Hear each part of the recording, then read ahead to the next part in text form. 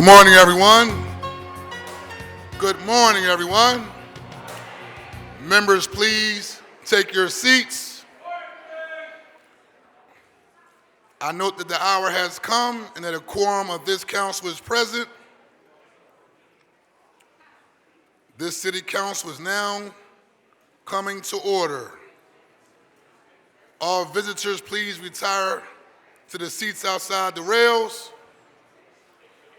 Please take all sidebar conversations out of the council chambers.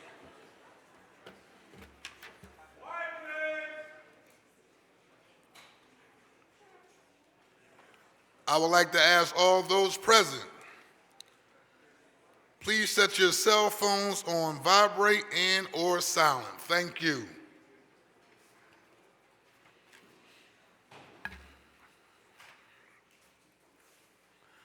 To give our invocation this morning, the chair recognizes Pastor Lynn Parks, and accompanied by her husband, Pastor Vandy Parks of the Oxford Circle Mennonite Church.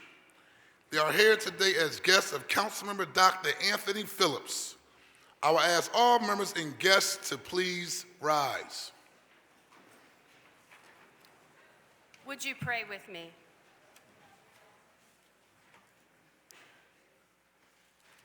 Lord God, I thank you for these men and women who serve our city through leadership. Thank you for the heritage we have in this city of proclaiming and working for freedom, especially the freedom to worship you and to practice our faith in you. Lord God, we come to acknowledge our need for you. You are wise, loving, just, and powerful, and we so often lack in all these areas. Lord, as we come to you on behalf of our city council, I pray for you to give each member your peace today. May your peace help them order their thoughts and words. As they discuss issues, listen, and make decisions, guide them with wisdom that is both righteous and just. The burdens of leadership today are heavy. The problems in our city and world can feel very overwhelming. We need your strength so we can lead. We need your wisdom to guide us so we can lead. We need your peace to guard our hearts and minds so we can lead.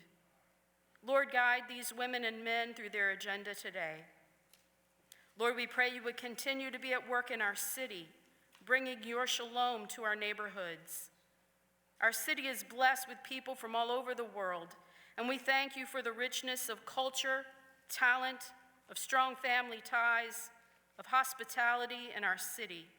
And we pray for peace to remain among us as we learn to live together with respect and appreciation for one another as neighbors. We also pray for peace in places of the world where there is no peace, in Gaza, the West Bank, throughout the Holy Land, in Ukraine and Russia, in Sudan, and so many other places where neighbor is at war with neighbor. Amplify the voices for peace and bring to justice those who have grievously wronged others, for without justice there cannot be peace. Most of all, Lord, change the hearts of the unrighteous towards righteousness, for without righteousness there cannot be justice. Lord, we want to be good caretakers of your creation. Guide us as we seek to care for this city and its people. In the name of the Father, the Son, and the Spirit we pray. Amen. Amen. The chair thanks the pastor for the invocation. Council will be at ease.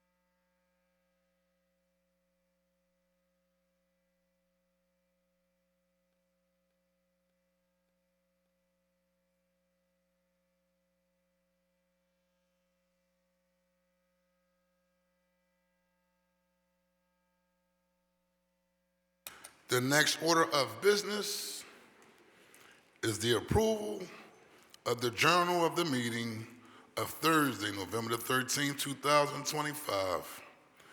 The chair recognizes Majority Deputy Whip, Councilmember Cindy Bass. Thank you, Mr. President. I move that the journal of the meeting of Thursday, November 13th, 2025 be approved. It has been moved and properly seconded that the journal of the meeting of Thursday, November the 13th, 2025 stand approved. All those in favor will indicate by saying aye. Those opposed, the ayes have it, and the journal is approved. The next order of business is request for leave of absence, and the chair recognizes Majority Leader, Councilmember Catherine Gilmore Richardson. Thank you, Mr. President. On behalf of City Council, a leave of absence is requested for Councilmember Jones and Councilmember O'Neill. Thank you very much, Majority Leader Gilmore Richardson. The chair thanks you, and leave will be granted. The chair recognizes Minority Leader, Councilmember Kendra Brooks. Thank you, Council President. On behalf of the minority party, there are no requests for leaves of absence today. Thank you. The chair thanks the Minority Leader, and leave will be granted. The chair now recognizes Councilmember Gilmore Richardson for a motion regarding certain legislative matters that may arise during the course of today's session of council and that were not listed on the calendar circulated prior to today's council session. Thank you, Mr. President. I move that any of the following matters, if considered today, may be added to the agenda for this session of council and as required by law, subsequently published on an amended agenda after the consideration of those matters. Resolutions authorizing hearings, amendments to bills on first reading, the reconsideration of a bill vetoed by or recalled from the mayor, amendments to bills recalled from the mayor, resolutions taking substantive action to be voted on in this session, a motion to withdraw a bill or resolution that is not on the calendar, and a motion placing a bill or resolution on or returning a bill or resolution from the suspension calendar that is not listed on today's calendar. The purpose of this motion is to provide the public with notice concerning possible actions by council that arose too late to be included on the calendar that was published prior to today's session. It has been moved and properly seconded that the legislative matters stated by Councilmember Majority Leader Catherine Gilmore Richardson may be added to the agenda for today should those matters arise during the course of this council session. All those in favor will signify by saying aye. Those opposed, the ayes have it, and the motion carries. The chair takes a moment to recognize Councilwoman Dr. Nina Ahmed. Thank you, Council President. I heard you. I wanted to just welcome our guests here today, specifically State Representative Regina Young, who is here to make public testimony, and State Representative Darisha Parker, and Ms. Linda Miller, who is in the audience here. She has been associated with the city for a long time. Rep. Parker is here in support of our resolution to support her bill in the State House about human trafficking, and that is about training and awareness for hotel workers and others in the hospitality industry to make sure that we are tracking and stopping human trafficking. So I thank you for you being here. We look forward to your testimony. Thank you, Council President. You're welcome. The chair will now dispense with the regular order of business to recognize the guests and visitors joining us in chambers this morning. On behalf of all members of City Council, I welcome you to our council session. We appreciate you taking the time to join us as we attend the legislative affairs of our great city. We certainly invite you to come again, and I want to echo the sentiments of my colleague, Councilmember Dr. Nina Ahmed, and officially recognize State Representative Regina Young and State Representative Darisha Miller. Let's give them a real big round of applause, please.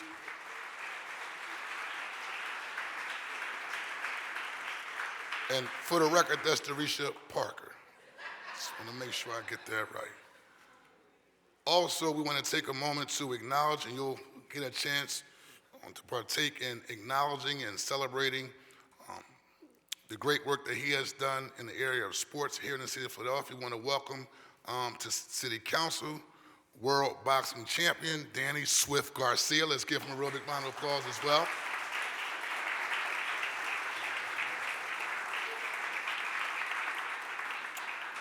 And also take a moment to acknowledge also joining us, the head of the labor movement, Mr. Sam Staten Jr. Thank you for joining us as well.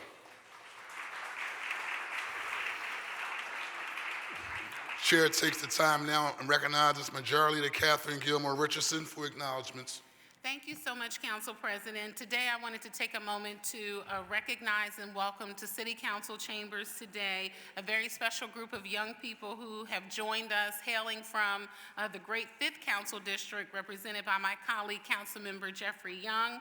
I ask everyone in chambers to please welcome 60 social science students from Julia R. Masterman School to City Council today.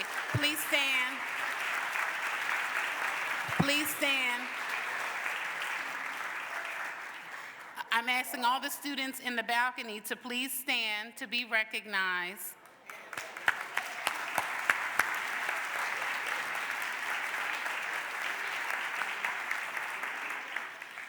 We thank you for joining us to witness your government in action, and we wish you all the very best as you continue to matriculate at Julia R. Masterman School, one of my alma maters. Thank you. Thank you very much, Majority Leader Gilmore Richardson. Chair recognizes Councilman Dr. Anthony Phillips. Thank you, Council President. Today I rise to just quickly recognize the CEO and founder of Inner Strength, Ms. Amy Elderson, as well as her staff members, Ms. Christina Smith, as well as Mr. Doran Tall, who are instructors for Inner Strength. Inner Strength delivers mindfulness-based social-emotional learning to Philadelphia middle and high school students. Their curriculum helps youth build emotional regulation, reduce stress, improve focus, and gain resilience. Programming takes place directly in classrooms and includes teacher training so entire school communities benefit. They are reaching 35,000 Philadelphia students at 30-plus school district of Philadelphia schools. Amy and her team are here today. Can you please rise and be recognized for your over 10 years of work in the city of Philadelphia?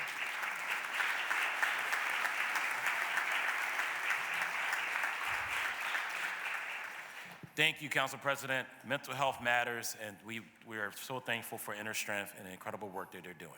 Thank you very much, Dr. Anthony Phillips. The chair now recognizes Councilman Rue Landau.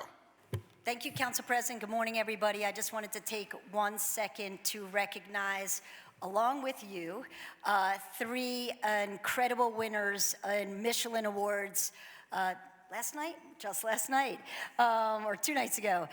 So we have two restaurant owner chefs who won Michelin stars and one who won the highly acclaimed as well, recommended slot. With us today are Chad Williams from Friday, Saturday, Sunday. Nick Basic from Provenance. And I believe Juan Carlos Apercio Torres from El Chingon. Yay, Carlos. Congratulations, everybody. Thank you very much, Ms. Rue Landau. And I'm a foodie, and so I think that it's a great honor. And I also want to give a special acknowledgement to Mr. Chad Williams, who's the son of one of my mentors, Barbara Moore Williams, but also resides within the 2nd Councilmanic District. And so let's give all 3 of them another real big round of applause, please. Outstanding accomplishments.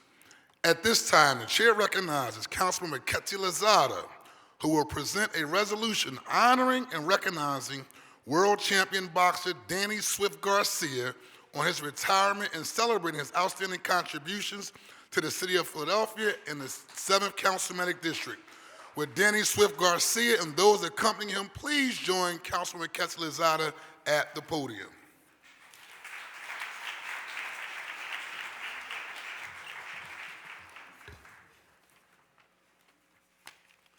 Joining Member Lozada at the podium are the following council members: Councilmember Dr. Nina Ahmed, Councilmember Rue Landau, Councilmember Mark Squilla, Councilmember Jamie Gaultier, Councilmember Cindy Bass, Councilmember Jeffrey J. Young, Councilmember Jim Harity, Majority Leader Catherine Gilmore Richardson, Councilmember Dr. Anthony Phillips, Councilmember Nicholas O'Rourke, Councilmember Mike Driscoll, Councilmember Mark Squilla, Councilmember Minority Leader Kendra Brooks,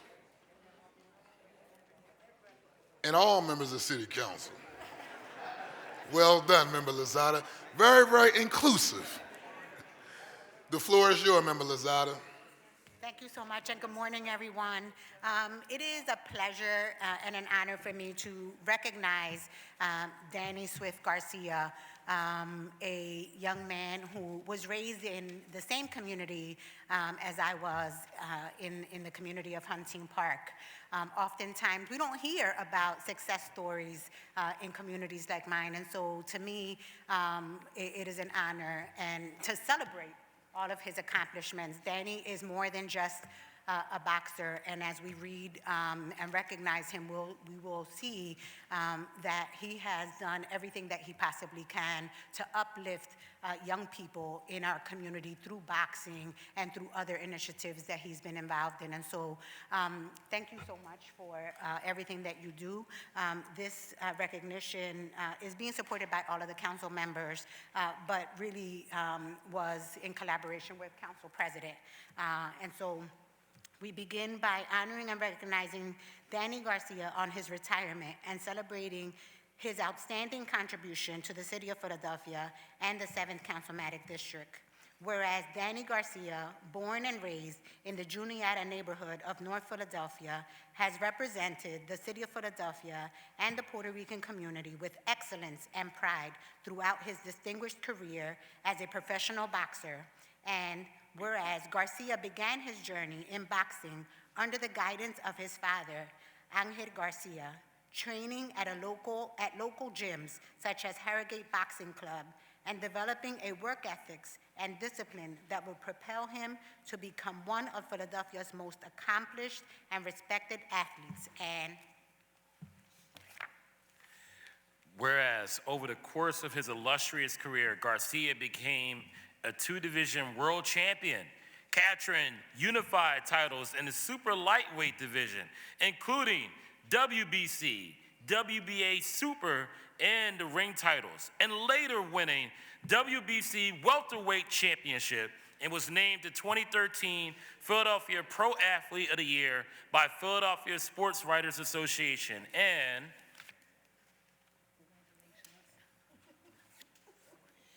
And whereas Garcia's achievements place him among a rare group of Philadelphia-born boxers to win world titles in multiple weight classes, standing alongside legends such as Bernard Hopkins and representing the city's proud boxing tradition on the global stage. And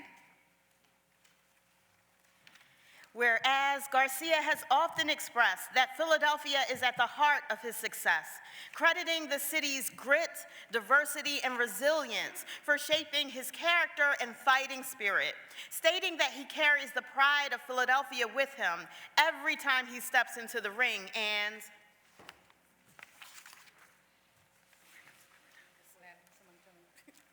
Thomas is next. I'm just going to do it for him.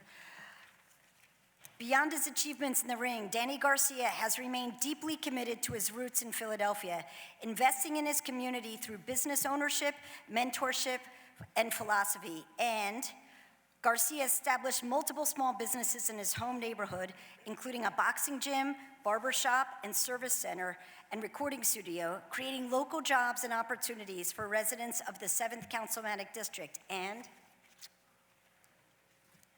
whereas, in addition to his business ventures, Garcia has supported countless community events, youth initiatives, back-to-school drives, donating supplies, engaging with students, and serving as a mentor and role model for young people across the city. And whereas his efforts to inspire and empower the next generation, particularly Latino youth in Philadelphia, reflect his belief that success comes from hard work, perseverance, and staying true to one's community. And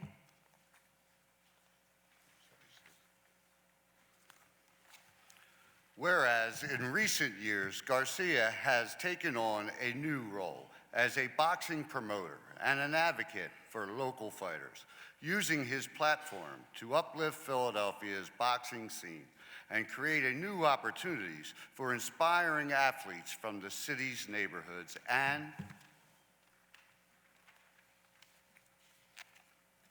whereas Garcia's legacy extends far beyond his athletic triumphs and is defined by his unwavering commitment to giving back, investing locally, and uplifting the community that helped shape his journey. And whereas on October 18th, 2025, Danny Garcia concluded his storied boxing career with a final appearance at the Barclays Center in Brooklyn, defeating Daniel Gonzalez with a trademark left hooked 45 seconds into the fourth round of their scheduled 10-round fight. And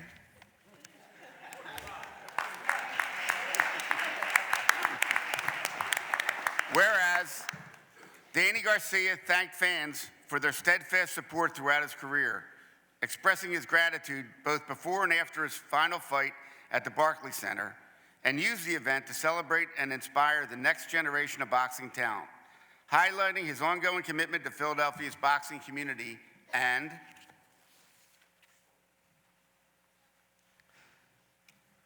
whereas, as he transitions into retirement, Danny Garcia closed an extraordinary chapter in his athletic career while continuing to focus on his mentorship, business, and community leadership, ensuring that his legacy of perseverance, pride, and service to Philadelphia endures well beyond the ring. And whereas the City of Philadelphia proudly commends Danny Garcia for his years of dedication, championship spirit, and enduring contributions to the City of Philadelphia and the 7th Councilmanic District. Now, therefore, be it resolved. Resolved that the Council of the City of Philadelphia hereby honors and recognizes Danny Garcia on his retirement and celebrates his outstanding contributions to the City of Philadelphia and the 7th Councilmanic District. May it be further resolved that an engrossed copy of this resolution be presented to Danny Garcia as an expression of the sincere gratitude and respect of this legislative body.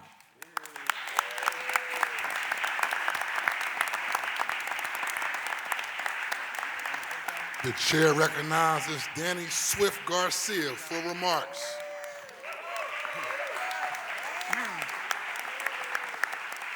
First of all, I want to say thank you. And, you know, after that speech, I don't know, I might come back out of retirement. It got me hyped. But I want to thank, you know, the City of Philadelphia for honoring me. Every time I step in that ring, I'm so happy to be a Philly fighter. Only because I know the guy across from me scared of me, because he knows I'm from Philly. So I always take pride in being in Philly. You know, I'm the first Latino boxing champion ever out of Philadelphia, so I take a lot of pride in that.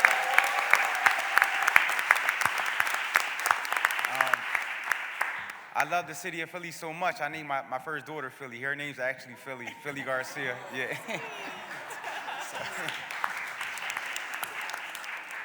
You know, I'm just very proud. You know, it's been one heck of a journey, and I couldn't do this without, you know, my dad right here, Angel Garcia. He played a big role in my career.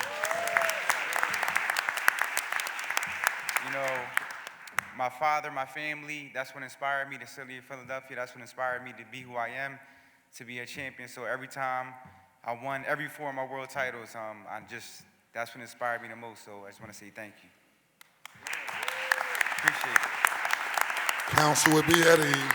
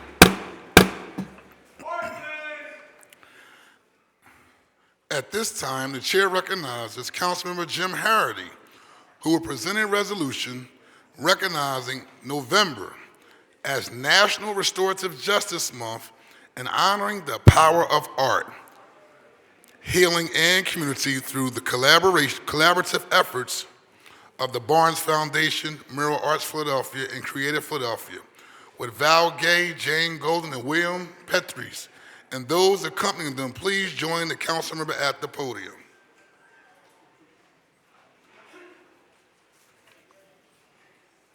Joining Councilmember Jim Harity are the following council members: Councilmember Rue Landau, Councilmember Dr. Nina Ahmed, Councilmember Ketsi Lozada, Councilmember Mike Driscoll, Councilmember Cindy Baz, Councilmember Nicholas O'Rourke, Councilmember Rue Landau, Councilmember Jamie Gauthier, Councilmember Menardi Kendra Brooks. The floor is yours, Member Harity. Thank you, Council President. This resolution was co-introduced by me and Councilwoman Ketsi Lozada. We'll start off reading, recognizing November as the National Restorative Justice Month and honoring the power of art, healing, and community through the collaboration efforts of the Barnes Foundation, Mural Arts Philadelphia, and Creative Philadelphia.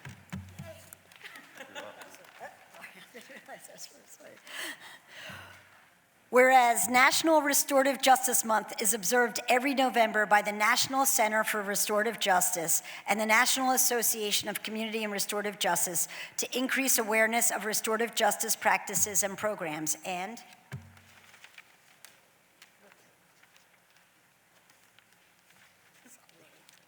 whereas both NCORJ and NACRJ have played leading roles in advancing education, research, and implementation of restorative practice throughout the United States. They define restorative justice as both a set of practices and also a broad philosophy that focuses on identifying needs and repairing harm, active accountability, centering relationships and community, and voluntary participation. Whereas restorative justice offers an alternative to traditional punitive systems and enables offenders to take responsibility for their actions while also empowering communities to engage in reintegration. Studies have shown that restorative justice practices can reduce recidivism by as much as 32%, and whereas in Philadelphia, incarceration and experiences in the justice system negatively impact individuals, children, and families by causing strains on emotional well-being, economic stability, family structure, and community stability, leading to challenges that span across generations. And whereas, however, the City of Philadelphia has made significant progress in advancing criminal justice reform and reducing incarceration rates. According to the Philadelphia Prison Population Report, as of September 2025, the city's total prison population decreased by 56.1%, from a baseline of 8,082 individuals in 2015 to 3,544 individuals in September 2025, and whereas this decline reflects the efforts of the First Judicial District of Pennsylvania, the Philadelphia Department of Prisons, and numerous advocacy partners. They have worked to expand diversion programs, reduce the use of cash bail, and address probation detainers more efficiently. And whereas, despite this progress, the data continues to show racial and economic disparities in incarceration, as Black Philadelphians comprise approximately 71% of the current prison population, demonstrating a further need for incarceration reform and a focus on restorative justice. And Whereas in Philadelphia, Mural Arts Philadelphia's restorative justice program embodies the spirit of restorative justice through artistic avenues. The program supports justice-impacted individuals through art education, mural design, and other community outreach. Participants develop artistic and vocational skills while creating public art that reflects their commitment to reconciliation and Whereas, in partnership with the Barnes Foundation, Mural Arts Philadelphia, and Creative Philadelphia, Councilmember at Large Jim Harity is hosting an incredible new Faces of Resilience Art in City Hall exhibit. This collective exhibition celebrates the stories and portraits of individuals who have experienced the transformative power of second chances and Whereas National Restorative Justice Month offers an important opportunity to renew conversations about justice reform, uplift those directly impacted by incarceration, and celebrate initiatives that rebuild lives and restore communities. Now, therefore, be it. Resolved by the Council of the City of Philadelphia, hereby recognizes the month of November as National Restorative Justice Month in Philadelphia and honors the Barnes Foundation, Mural Arts Philadelphia, and Creative Philadelphia for their ongoing partnership in advancing restorative justice through art, education, and community engagement. Excuse me, further sir. resolved that an engrossed copy of this resolution be presented to the Barnes Foundation, Mural Arts Philadelphia, my girl Jane, and Creative Philadelphia as a symbol of the profound respect and admiration felt by this legislative body and the citizens of Philadelphia for their dedication to healing, accountability, and the arts as a pathway to justice. Thank you. The chair recognizes Jane Golden, Val Gay, and William Breathies for remarks. Good morning. I am Val Gay, Chief Cultural Officer for the City of Philadelphia and the Executive Director of Creative Philadelphia, your Office of Arts and Culture. Today is a meaningful moment for Creative Philadelphia and for our presenting partners of Faces of Resilience, Mural Arts Philadelphia and the Barnes Foundation. To receive this City Council resolution is an honor, and we are so grateful for this recognition during Restorative Justice Month. Through our Art in City Hall program, which includes the Creative Philadelphia Art Gallery downstairs in City Hall Room 116, we bring community voices directly into the hallways where policies and decisions are made. We believe that art helps us understand one another and serves as a powerful tool for cultivating empathy, connection, and community strength. It is also why we invite the public, everyone here, to visit the art. It's basically a free class trip. You hear that, Masterman students? It's a free class trip. We are truly grateful that the City Council recognizes the importance of the Art in City Hall program, as well as the transformative restorative justice work led by Mural Arts Philadelphia, which I am proud to say is now a part of the Creative Philadelphia family and portfolio. My cousin Jane, you'll hear from her in a moment. And my former employer, the Barnes Foundation. Their commitment expands the ways creativity can support healing and opportunity in our city. Congratulations to our partners, collaborators, City Council, and most of all, to the 46 artists featured in Faces of Resilience. We are grateful we get to spend time with your art each day while it is on view. We also know that the hallways look a little different today on this fourth floor than they have in the past 40 years. And that is because we will soon install brand new art exhibition cases, and you will once again see the familiar figure of Tu Huynh, curator of exhibitions and programs, once again inside of those cases, installing new exhibitions of art that reflects us all. Thank you again, and we look forward to continuing this work together.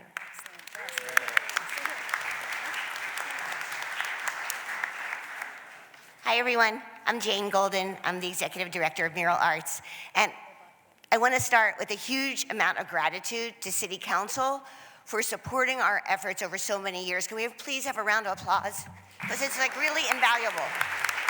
And I want to also acknowledge our guild participants who are here. Could you stand up? Yay, yay. Oh, they're there. Hi. Artists. And Damon McWhite, who runs our restorative justice program, and Phoebe Bachman, who helps with all our prison work. Thank you. It takes a village to do this work. So we use this term restorative justice, and a long time ago, we thought this was really important for us because when crime happens, when violence happens, when trauma happens, the narratives of our lives get broken. And how does one start to repair that? You repair it together. You come together. People who have been victims of crime, people who have, been involved in the crime, communities. And through art, you can see the light and healing starts to happen. And we have seen that over and over and over again. In 2002, we started working at Graterford Prison. And what we learned there, it's volumes, because it was humbling. It gave us strength. It opened our eyes to those who are nameless, faceless people behind these walls, and yet they're people who have extraordinary talent. And then in 2008, we started working in the county jail, and we started working in the world of reentry because we want to make sure that everyone has opportunities and options. You've heard the word justice here used a number of times, and that is such a beautiful word. And for us, justice means opportunities. Opportunities to have art in every single part of the city because art is like oxygen and everyone deserves it. Opportunities for our guild and our rec crew and people sitting behind walls should have opportunities. What do we all want? We want a better world. We want a healthier world. We want a just world. And we see art as a tool of equity, and we want to stretch it as far as it can go. And then when we think we've done that enough, we should push ourselves to go further because we want this world to be a better place. And we believe strongly, deeply, passionately, relentlessly, tenaciously that art, yes, art can ignite change and transformation. And I'm so grateful to my cousin, the Chief Cultural Officer, Val Gay, and Bill Perthes, who you'll hear from in a minute, because working with the Barnes, working with Creative Philadelphia, we are stronger together. Go art! Woo-hoo! And now, and all my colleagues from Mural Arts, you are awesome and wonderful and tireless and keep being brave and relentless. Yay!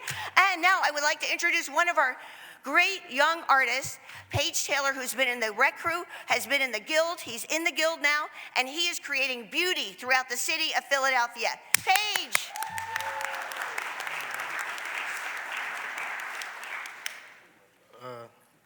Good morning, everybody.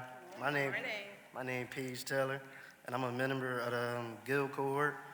On behalf of our program, I would like to thank the City Council for recognizing the program that has made a huge impact on my life.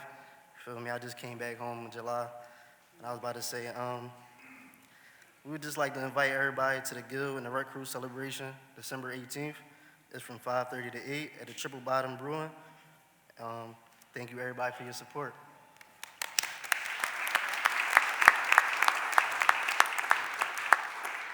Good morning. I'm Bill Perthes, Bernard C. Watson, Director of Adult Education at the Barnes Foundation, and I'm here to add the Barnes enthusiastic endorsement of City Council member Harity's resolution declaring November Restorative Justice Month. The Barnes has a more than 100-year institutional commitment to restorative justice. From Dr. Barnes's deep commitment to diversity and equity in his Powelton Village pharmaceutical laboratory to support the burgeoning civil rights movement in the early 20th century, to our work today in partnership with Mural Arts and justice-impacted youth, incarcerated artists, and returning citizens, the Barnes remains committed to second chances and in providing opportunities through engagements with the arts. This ongoing commitment is now on display, as has been said, in the galleries of Creative Philadelphia, the exhibition Faces of Resilience. This exhibition presents works from currently and formerly incarcerated artists at the State Correctional Institute, Phoenix, Southeast Pennsylvania's maximum security prison for men. Through the works of Faces of Resilience, you'll see the images of those who are experiencing second chances, those who struggle for that opportunity, and the loved ones that stand by them. I encourage you to visit the exhibition and to spread the word.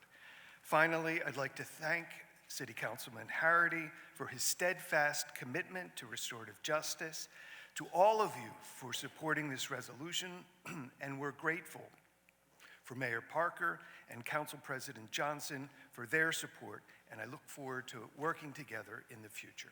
Thank you. And Bill, I just want to take before council be at ease, just take a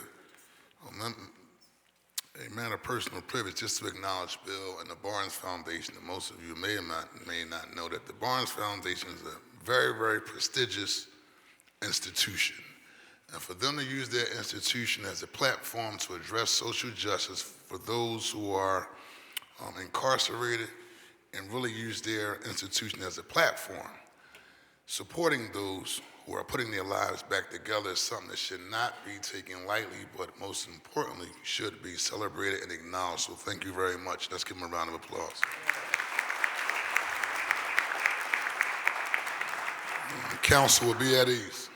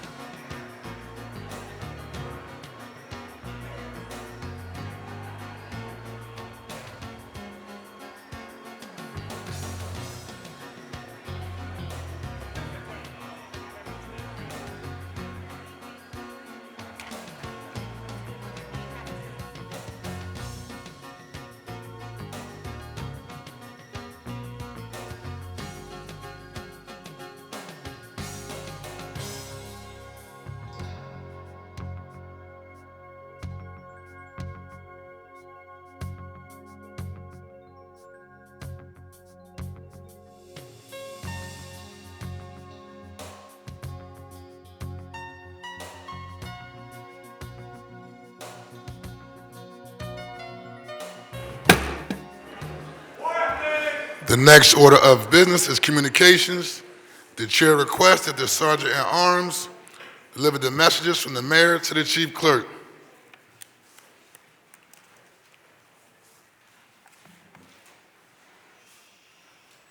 Will the chief clerk please read the messages from the mayor and any other communications in her possession? To the President and members of the Council of the City of Philadelphia, I am submitting herewith for the consideration of your honorable body the following. An ordinance approving the amendment of the fiscal year 2026 capital budget, providing for expenditures for the capital purposes of the Philadelphia Gas Works, including the supplying of funds in connection therewith, subject to certain constraints and conditions, and acknowledging the receipt of the revised forecast of capital budgets for fiscal years 2027 through 2031 as amended. And an ordinance authorizing the Director of the Department of Aviation to acquire, on behalf of the city, fee simple title or a lesser real estate interest by purchase, amicable negotiation, dedication, donation, condemnation, agreement in lieu of condemnation, or otherwise, in and to all or portions of a certain parcel of land known as 4521 Island Avenue under certain terms and conditions. And an ordinance authorizing the Commissioner of Public Property on behalf of the City of Philadelphia to enter into an amendment to a sublease agreement with the Philadelphia Municipal Authority for use by the city of all or a portion of the premises located at 1600 through 26 John F. Kennedy Boulevard under certain terms and conditions.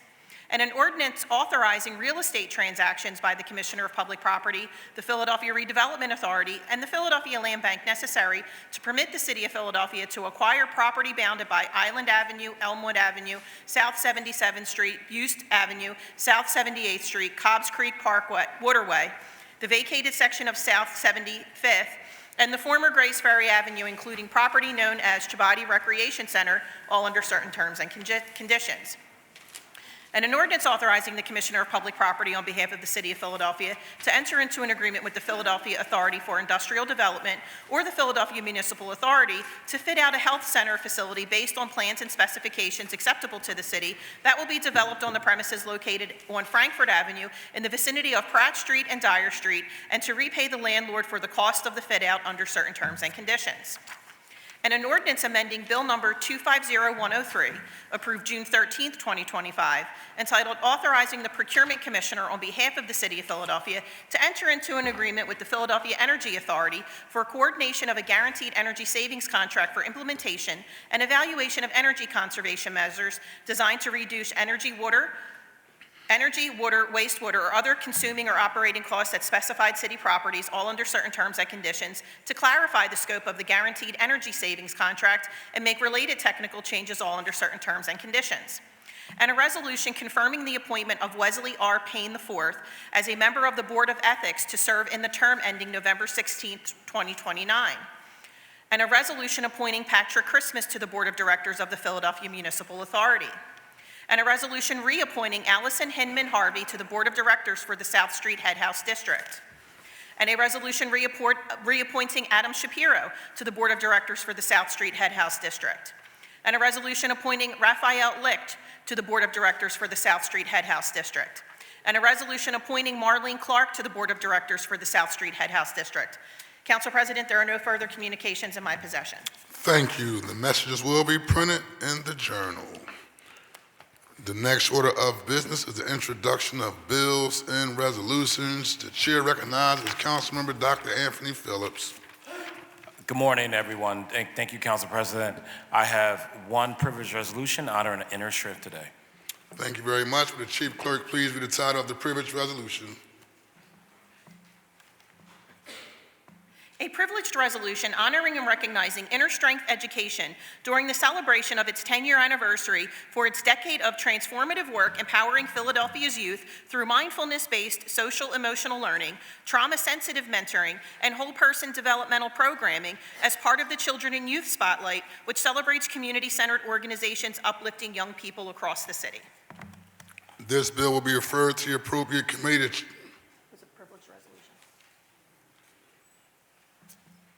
This resolution will be placed on today's final passage calendar. Chair recognizes Councilmember Majority Gilmore Richardson. Thank you, Council President. Today I offer one privileged resolution and one bill on your behalf. Thank you very much. Would the Chief Clerk please read the title of the bill and resolution? An ordinance authorizing the Director of the Department of Aviation to acquire, on behalf of the city, fee simple title or a lesser real estate interest by purchase, amicable negotiation, dedication, donation, condemnation, agreement in lieu of condemnation or otherwise, in and to all or portions of a certain parcel of land known as 4521 Island Avenue under certain terms and conditions. This bill will be referred to the appropriate committee. And a privileged resolution authorizing the Committee on Finance to hold hearings on the state of the economy for Black women in Philadelphia. This resolution will be placed on today's final passage calendar. Chair recognizes Councilman Jamie Gaultier. Good morning, Council President. Today I have two bills, one privileged resolution and one non-privileged resolution. Thank you very much. Would the Chief Clerk please read the title of the bills and resolutions? An ordinance amending Section 19-1604 of the Philadelphia Code entitled Charges Where Water Meter Has Become Defective by authorizing the reduction of consumer water bills due to defective or inaccurate water meters under certain terms and conditions. This bill will be referred to the appropriate committee. And an ordinance amending Chapter 19-1600 of the Philadelphia Code entitled Water and Sewer Rents by revising income eligibility standards for rate discounts and installment payment agreements, all under certain terms and conditions. This bill will be referred to the appropriate committee.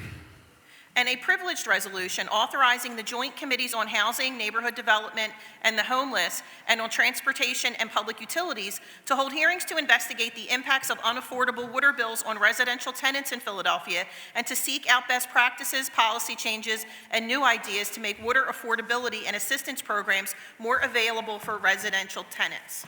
This resolution will be placed on today's final passage calendar.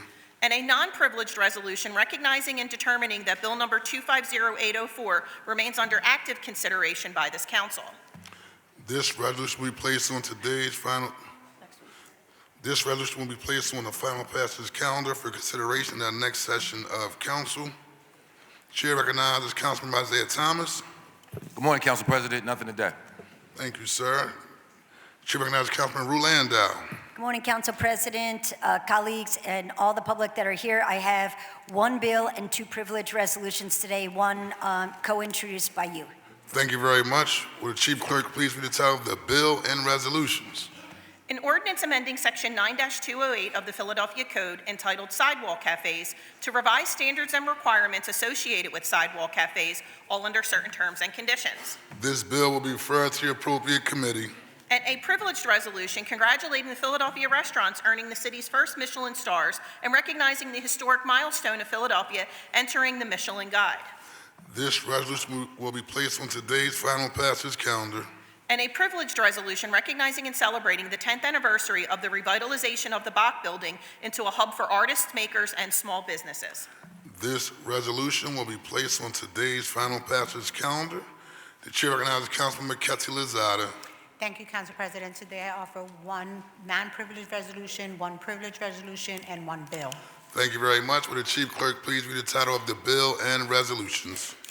An ordinance authorizing the Commissioner of Public Property on behalf of the City of Philadelphia to enter into an agreement with the Philadelphia Authority for Industrial Development or the Philadelphia Municipal Authority to fit out a health center facility based on plans and specifications acceptable to the city that will be developed on premises located on Frankfurt Avenue in the vicinity of Pratt Street and Dyer Street, and to repay the landlord for the costs of the fit-out under certain terms and conditions. This bill will be referred to the appropriate committee. And a privileged resolution recognizing and celebrating the 150th anniversary of St. Christopher's Hospital for Children and proclaiming November 30th, 2025 as St. Christopher's Hospital for Children Day in the city of Philadelphia. This resolution will be placed on today's final passage calendar. And a non-privileged resolution authorizing the Philadelphia Land Bank to dispose of 2230 North 3rd Street, located in the 7th Councilmanic District, in accordance with the terms of Chapter 16-700 of the Philadelphia Code. This resolution will be placed on the final passage calendar for consideration at our next session of council. The chair recognizes Councilmember Jeffrey J. Young. Thank you, Mr. President, and good morning. Today I offer one bill for introduction. Thank you very much. Will the Chief Clerk please read the title of the bill? An ordinance amending Section 19-926 of the Philadelphia Code entitled Center City Parking Regulations to confirm regulations adopted by the Department of Streets that establish and revise loading zone regulations in additional portions of the Center City area and to reauthorize changes and additions to such regulations, all under certain terms and conditions. This bill will be referred to the appropriate committee. Chair recognizes Minority Leader Kendra Brooks. Thank you, Council President. I have three privileged resolutions to introduce today. Thank you very much. Will the Chief Clerk please read the title of the resolutions? A privileged resolution recognizing, honoring, and celebrating Shirley Chisholm on the occasion of her birthday this November 30th. This resolution will be placed on today's final passage calendar. And a privileged resolution recognizing November 20th as Transgender Day of Remembrance in the city of Philadelphia. This resolution will be placed on today's final passage calendar. And a privileged resolution celebrating and honoring the International Day of Solidarity with the Palestinian people this November 29th, 2025.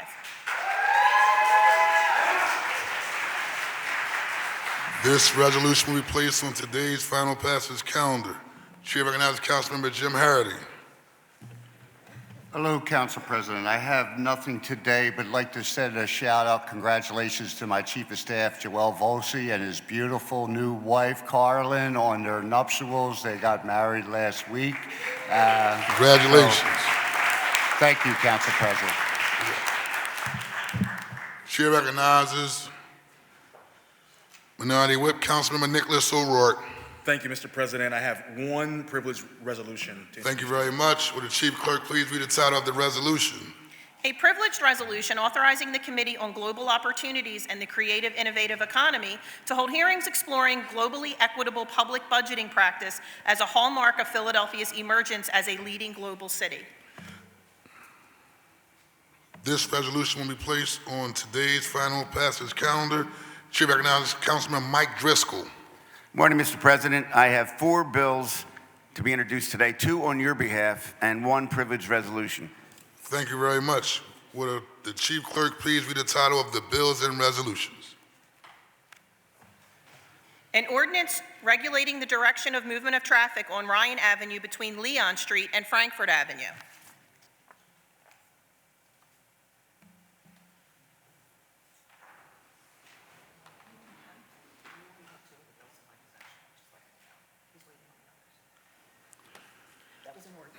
This bill will be referred to the appropriate committee. And an ordinance amending Chapter 19-2600 of the Philadelphia Code, Business Income and Receipts Taxes, to exempt sole proprietorships and single-member limited liability companies from some or all of the business income and receipts tax under certain terms and conditions. This bill will be referred to the appropriate committee. And a privileged resolution recognizing the launch of Finada Credit Union, a low-income designated credit union, and honoring Finada's ongoing dedication to the residents of Philadelphia. This resolution will be placed on today's final passage calendar. The Chair recognizes Majority Leader, Councilmember Catherine Gilmore Richardson. Thank you so much, Council President. I also offer 2 additional bills on your behalf. Thank you very much. Would the Chief Clerk please read the title of the bills?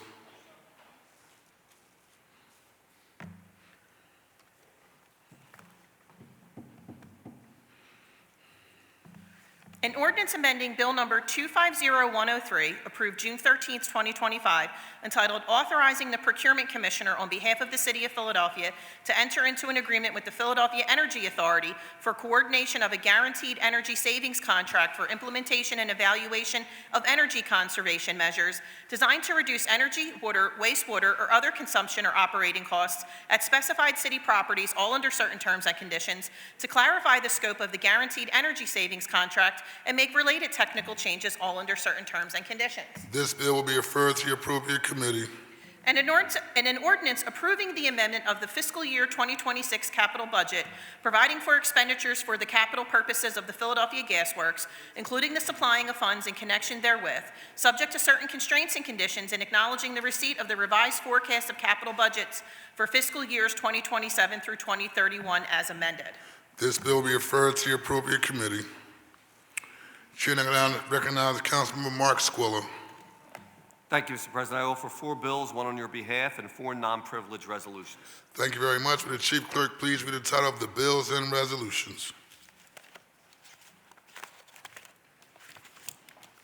An ordinance authorizing transfers and appropriations for fiscal year 2025 from the General Fund, the Water Fund, the Water Residual Fund, the Grants Revenue Fund, the Aviation Fund, and the Transportation Fund, all from certain or all city offices, departments, boards, and commissions, to the General Fund, the Water Residual Fund, the Aviation Fund, and the Transportation Fund, all to certain or all city offices, departments, boards, and commissions. This bill will be referred to the appropriate committee. And an ordinance authorizing the installation, ownership, and maintenance of various encroachments in the vicinity of 510 North Christopher Columbus Boulevard, Philadelphia, PA 19123, under certain terms and conditions. This bill will be referred to the appropriate committee. And an ordinance amending Title 12 of the Philadelphia Code entitled Traffic Code to provide for the designated transportation network company vehicle standards, definitions, and prohibitions, clarifying penalties related to bus, taxi cabs, and TNC vehicle stands, amending violations subject to camera-based parking enforcement, and amending parking violations subject to towing, all under certain terms and conditions. This bill will be referred to the appropriate committee. And an ordinance amending Chapter 14-1000 of the Philadelphia Code, Historic Preservation, to revise procedures and requirements related to designation of historic properties and districts, including notification requirements, revising procedures and concerning permit applications while designation determinations are pending, amending related zoning code definitions, and making technical changes, all under certain terms and conditions. This bill will be referred to the appropriate committee. And a non-privileged resolution reappointing Adam Shapiro to the Board of Directors for the South Street Head House District. This resolution will be placed on the final passage calendar for consideration at our next session of council. And a non-privileged resolution appointing Raphael Licht to the Board of Directors for the South Street Head House District. This resolution will be placed on the final passage calendar for consideration at our next session of council. And a non-privileged resolution reappointing Allison Hinman Harvey to the Board of Directors for the South Street Head House District. This resolution will be placed on the final passage calendar for consideration at our next session of council. And a non-privileged resolution appointing Marlene Clark to the Board of Directors for the South Street Head House District. This resolution will be placed on the final passage calendar for consideration at our next session of council. The chair recognizes Majority Deputy Whip, Councilmember Cindy Bass. Thank you, Mr. President. I offer one bill on your behalf, and one resolution today. Thank you very much. Would the Chief Clerk please read the title of the bills and resolutions? An ordinance repealing in its entirety Bill Number 241055, approved December 23, 2024, entitled An Ordinance to Amend the Philadelphia Zoning Maps by changing the zoning designations of certain areas of land located within an area bounded by Packer Avenue, 7th Street, Pattison Avenue, and Darien Street, to amend Title 14 of the Philadelphia Code by adding Section 14-541, entitled Packer Avenue Overlay District, and making other related changes, all under certain terms and conditions. This bill will be referred to the appropriate committee. And an ordinance amending Section 14-500 of the Philadelphia Code, entitled Overlay Zoning Districts, by amending Section 14-530, entitled 8th District Overlay District, to add a section on supplemental use regulations and making related changes, all under certain terms and conditions. This bill will be referred to the appropriate committee. And a non-privileged resolution authorizing Councilmember Cindy Bass's appeal on behalf of and as a representative of City Council on the decision of the Department of Licenses and Inspections with respect to 6930 Ardley Street.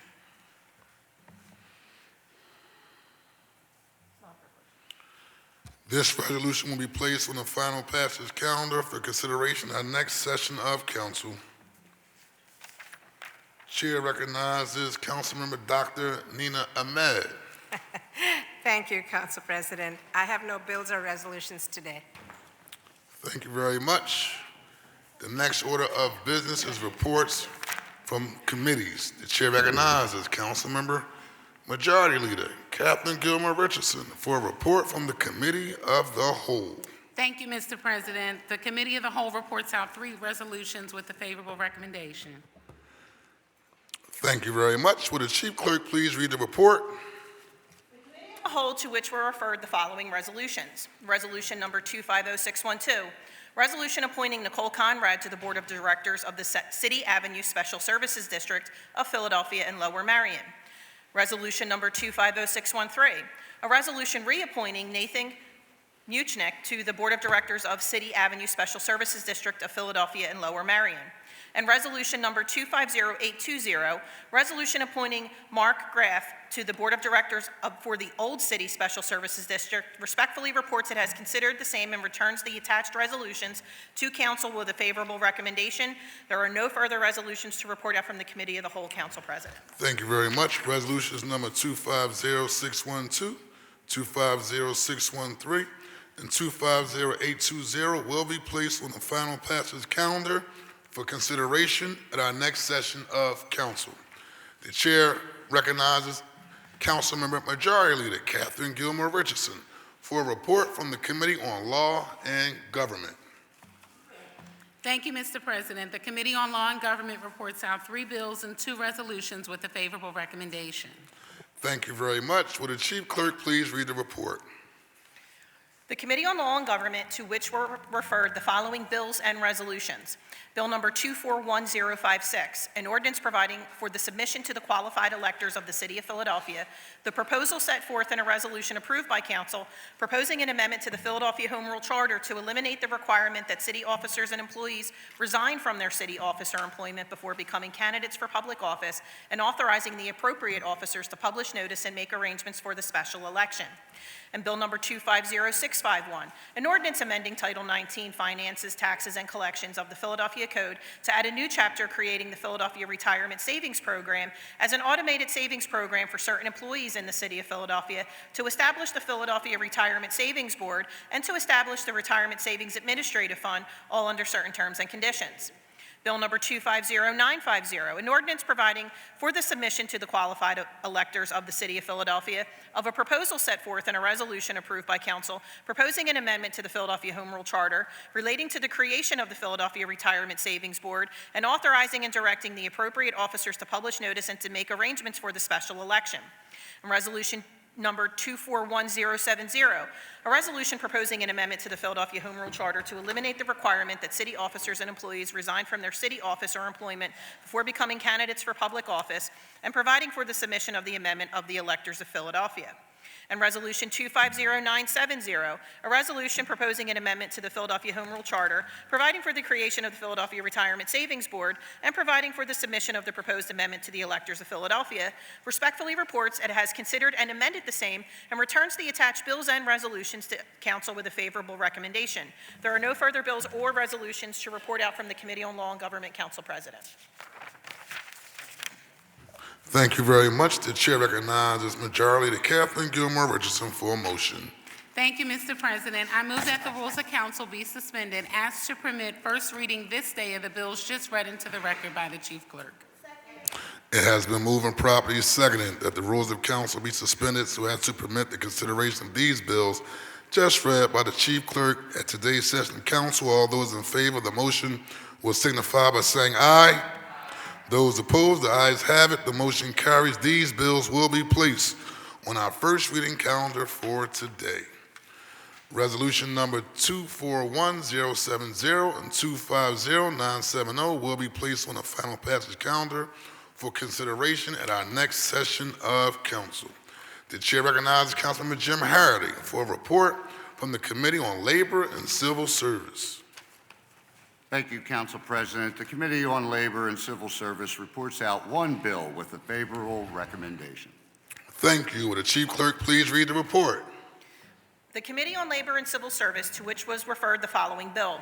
Bill number 250607, an ordinance amending Chapter 17-100 of the Philadelphia Code entitled Procurement Contracts by revising Section 17-101 entitled Pre-Qualification of Prospective Bidders for Contracts for Construction of Public Works to establish minimum workforce training requirements and documentation standards for contractors and subcontractors on public works projects, all under certain terms and conditions. Respectfully reports it has considered and amended the same, and returns the attached bill to council with a favorable recommendation. There are no further bills to report out from the Committee on Labor and Civil Service, Council President. Thank you very much. The chair recognizes Councilmember Jim Harity for a motion. Thank you, Mr. President. I move that the rules of council be suspended to permit first reading this day of the bill just read into the record by the Chief Clerk.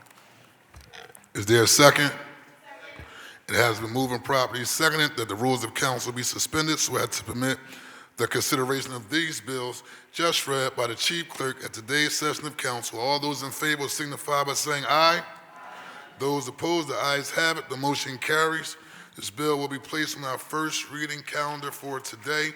The chair recognizes Councilman Jamie Gauthier for a report from the Committee on the Environment. Thank you, Mr. President. The Committee on the Environment reports out 1 bill with a favorable recommendation. Thank you very much. Will the Chief Clerk please read the report? We'll get that second in a few moments. The the Committee on the Environment, to which was referred the following bill. Bill number 250768. An ordinance amending Title 17 of the Philadelphia Code entitled Contracts and Procurement to prohibit contractors providing solid waste, recycling, or composting services to the city from incinerating discarded matter under certain terms and conditions, respectfully reports it has considered the same and returns the attached bill to council with a favorable recommendation. There are no further bills to report out from the Committee on the Environment, Council President. The chair recognizes Councilwoman Jamie Gaultier for a motion. Thank you, Council President. I move that the rules of council be suspended to permit first reading this day of the bill just read into the record by the Chief Clerk. It has been moved and properly seconded that the rules of council be suspended so as to permit the consideration of this bill just read by the Chief Clerk at today's session of council. All those in favor will signify by saying aye. Those opposed, the ayes have it. The motion carries. This bill will be placed on our first reading calendar for today. The next order of business is the consideration of the calendar. I note that the bills just reported from the committees with the suspension of the rules have been deemed to have had a first reading. These bills will be placed on the second reading and final passage calendar for the next session of council. As there are no additional bills on the first reading calendar, the chair recognizes Majority Leader Catherine Gilmore Richardson for a motion concerning the bills and resolutions on the second reading and final passage calendars. Thank you, Mr. President. The following bills and resolutions are being called up from the second reading and final passage calendars today.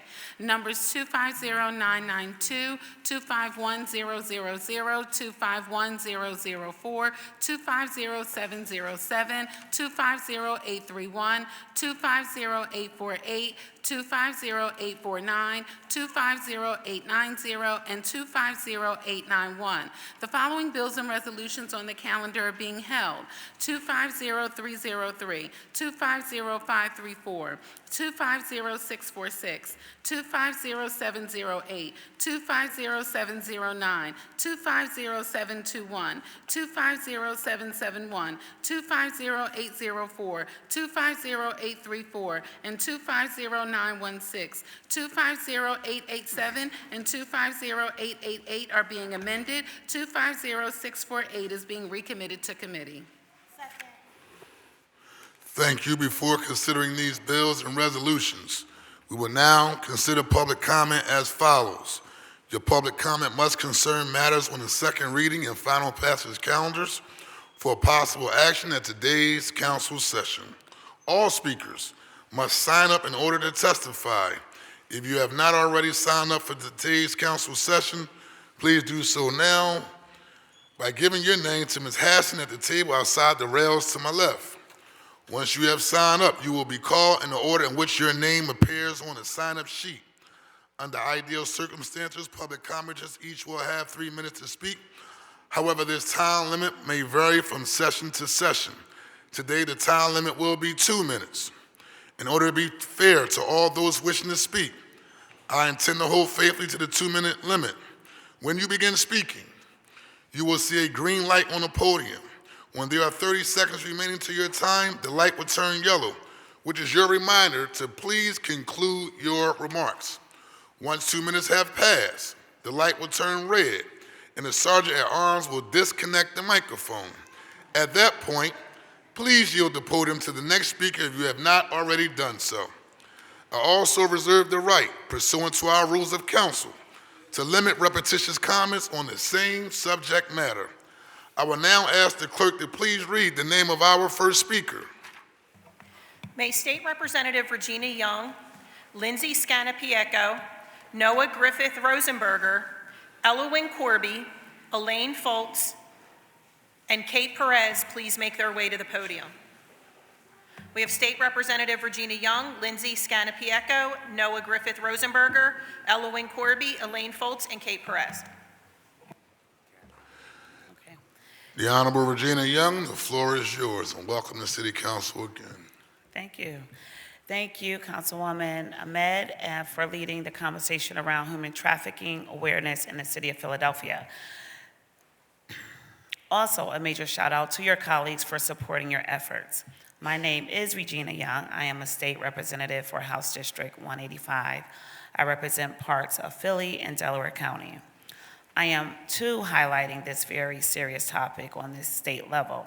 House Bill 1286 speaks to providing training in our public lodging and third-party listing platforms and rental operations. Although there are several entities that requires their employees to take these trainings already, my legislation makes sure that it is a requirement across the entire Commonwealth. As public servants, we are required to ensure that safety of the people are a must. I am happy to announce that House Bill 1286 passed unanimously out of committee. So we are anxiously awaiting, okay, well, thank you. Don't eat up my time by clapping, but we are anxiously waiting for it to pass on the House floor, then to the Senate chambers, before it hits the governor's desk.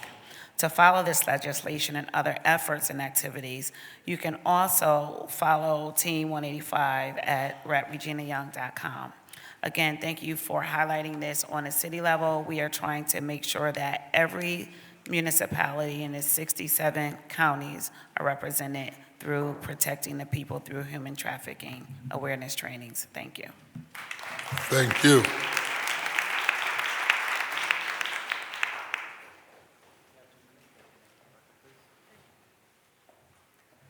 Hi, my name is Lindsay Scanapico, and I am the managing partner at Scout, and we are just beyond honored today for this recognition. When we started the Bach Building 10 years ago, we were taking on a huge undertaking, a huge challenge. We were the highest bidder, we were the youngest bidder, I was the only female bidder, and came here to City Hall to pick up a big box of keys. And we brought that back to the building and started something that I think many people didn't think we'd be able to do. And I'm so proud of what we've built over the last 10 years. And this has just taken an enormous effort of so many in this room. So I really appreciate you, Councilmember Rulandu, for this recognition. But I also want to acknowledge Councilman Mark Squilla of our district, and so many others who have supported this project in this room and supported spaces for creatives to be able to work, to be able to experiment, to be able to try something new. Whether you're a chef, an entrepreneur, a small business, a maker, we need spaces like this in the city. I really believe that. I want Philadelphia to be, my hometown of Philadelphia, to be a place that is the best city in America for creatives and cultural workers to be able to come, to be able to grow, and to be able to shine and thrive. I just want to acknowledge my team who's here today. We have, I think, 17 members of our team here, because this would not be possible today without you. We have people who have been here from the very, very first day of this project. We've got Everett and Brogan and Lily and Kelly and Whitney and Matt and Steve and Frank, and sorry, it's beeping, Ian, George, Sarah, Sierra, Jermaine, Duncan, Morgan, Rob, Steve, and Hannah and Liz, who aren't here with us today, but are with us in spirit. And so thank you, guys. We all deserve this moment, and I'm really proud of what we've built.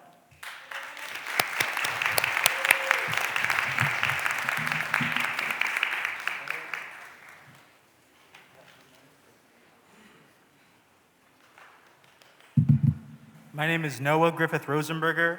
I'm a lifelong Philadelphian and an organizer in the No Sister to Genocide campaign. I applaud Councilmember Brooks' resolution to recognize the International Day of Solidarity with Palestine. We must go further. We have sat idly by while blood has dripped from the pages of our city's ledger. Since 1966, we've been sister cities with Tel Aviv, the heart of the Israeli military, which for 2 years has been perpetrating an ongoing genocide. This relationship normalizes the illegal Israeli occupation of Palestine. We have contracts with Israeli AI surveillance companies, which seek to turn their barbarity on our neighbors. We have refused to call for an arms embargo or to even fly the Palestinian flag above City Hall, as we do when we celebrate other nationalities' contributions to our great city. Frankly, it is a stain on our city's long history of fighting for liberty. We must allow our Palestinian neighbors to fly their flag as we do for others. We must call for an arms embargo to Israel. We must wash the blood away from our ledgers. We must cut all ties with Tel Aviv. We must proclaim that we will not stand idly by while people are bombed into oblivion by bombs sometimes signed personally by our governor. Thank you again for your resolution, Councilmember Brooks, but we must proclaim that we are no sister to genocide. Thank you.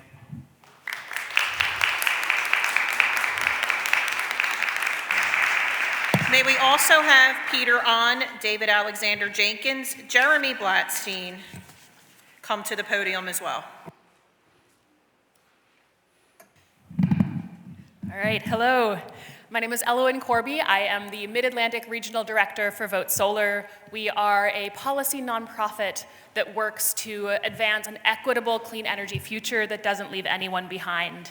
And I am here as one of the members of the Our Solar PA Coalition to testify in support of Councilmember Gautier's resolution that is calling for the passage of legislation in Harrisburg authorizing community solar and community energy. So first, thank you so much, Councilmember Gautier. We're really appreciative. And also, thank you very much, Council President Johnson, my own council representative. It is great to be here. We all know that solar energy brings with it enormous benefits for those who have access. We're talking about environmental benefits, health benefits, community benefits, and bill savings. Solar is the cheapest energy to bring on to the grid, and yet for many people it is out of reach. This can be because they rent, because their roof is in poor repair, because they can't afford the upfront cost of going solar. And that mismatch has the potential to contribute to an inequitable energy future. We need to make sure that everyone has access, and community solar is the perfect way to do that. Community solar is shared arrays where anyone can subscribe and get access and get guaranteed bill savings as a result. There is legislation in Harrisburg that would authorize community solar in Pennsylvania. It's happening across the country. We're just a little behind. And so our coalition is here and has formed around passing legislation that does not just community solar, but community solar that really puts people and communities first. That's what this bill does, and that's what this resolution is in support of. So thank you so much, and delighted to be here. Really excited for an equitable, clean energy future with Philly leading the way.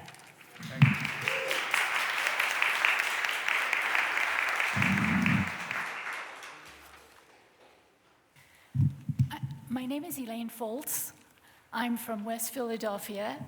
And I also would like to express big appreciation to my representative Gautier for introducing Resolution 250992 and bringing the issue of the need for more solar energy in Philadelphia to your attention. As you just heard, and as you're going to hear today from a number of witnesses, there are so many reasons for approving this resolution and urging the folks in Harrisburg to pass HB 504.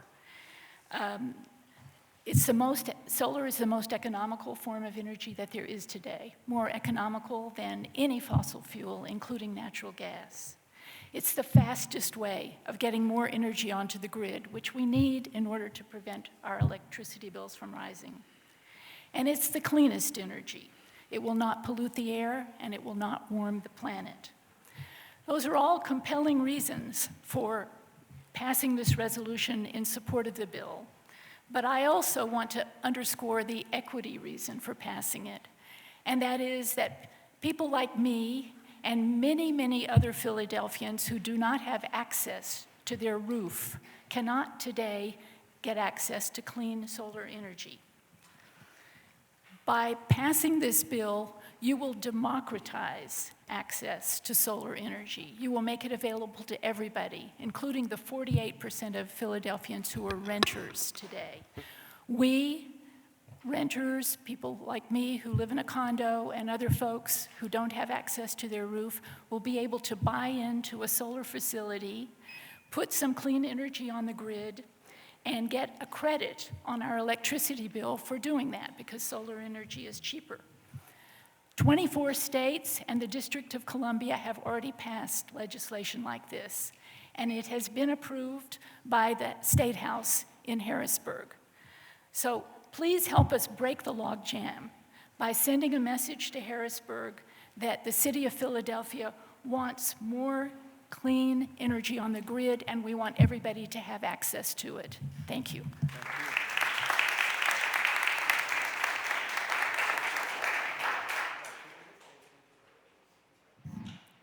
Kate Perez, thank you so much to Member Brooks for introducing a resolution honoring Palestinian solidarity, and I encourage Mayor Parker to support a full Palestinian flag raising. Yesterday, the occupation killed 19 people at my friend's camp in North Gaza, 19 people who celebrated the ceasefire announcement, 19 people who were rebuilding their lives, children who went back to school for the first time in years, all killed by Israeli drone strikes yesterday, injuring hundreds more. Palestinians should be free from the hundreds of military checkpoints cutting up historic cities, free from the bombings that haven't stopped for a day, and the occupying military force controlling their water and internet systems, making it nearly impossible to report updates. We have Philadelphians arriving to the West Bank today for cultural exchanges, sharing updates from the ground, and trying to prevent settler violence. American journalist Shireen Abu Akleh was killed by an IOF sniper while reporting on a West Bank raid, May 11, 2022. As Day and Zimmerman is their primary munitions supplier, it's possible that the bullets came from our city. Settler violence has escalated since 2022, and armed soldiers are regularly rounding up Palestinian civilians, stripping them naked in front of their communities, blindfolding and zip-tying them together, stamping identifying numbers on their skin, and kidnapping them away to torture camps, where more than 200 people have already been killed since 2023. These are attempts to drive out the natives and further annex the West Bank, as we understand that Israel's goal is colonization. Beyond physical, occupation means mental torture, like tanks spraying houses and civilians with skunk water to make them stink for days, then banning soap from entering the strip and turning off water supplies. Crops are burned down, farmers are beaten, and houses are regularly turned into military outposts, with entire families locked into a single room for days or weeks, while soldiers eat their food, surveil their neighbors, and sleep in their beds. This is the reality of occupation, and they will never be free as long as we feed into the entity that is destroying them, with our weapons, our taxes, our politicians, all at our own expense. Solidarity with the people outside today rallying against ICE contracts. I urge Philadelphia to reinstate our sanctuary city status and solidarity with Palestinians forever. Free Palestine.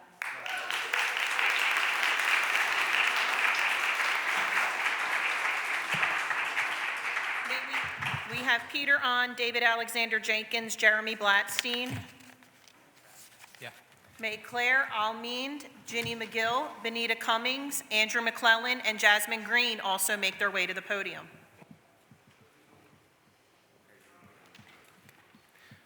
Hello, my name is Peter An. I'm a Presbyterian pastor, but today I speak as a part of Korea Peace Committee of Philadelphia. I speak in support of Resolution 251000. The notion of having Hanwha Shipbuilding Group, formerly known as Korea Explosive Group, also known as the Merchant of Death, for shipbuilding is concerning. And now it being considered for nuclear weapons and nuclear submarines is alarming. I know Senator McCormick is excited to dovetail this effort to traffic liquefied natural gas. Go to his website, he believes this is a good idea. Hanwha is also known for attempting to imprison union members and impose astronomical damages claims on them simply for demanding fair treatment and human dignity. This is coupled by this country with a long history of struggle between labor movement and the armed forces favored by the privileged. Economic violence is often accompanied by military violence.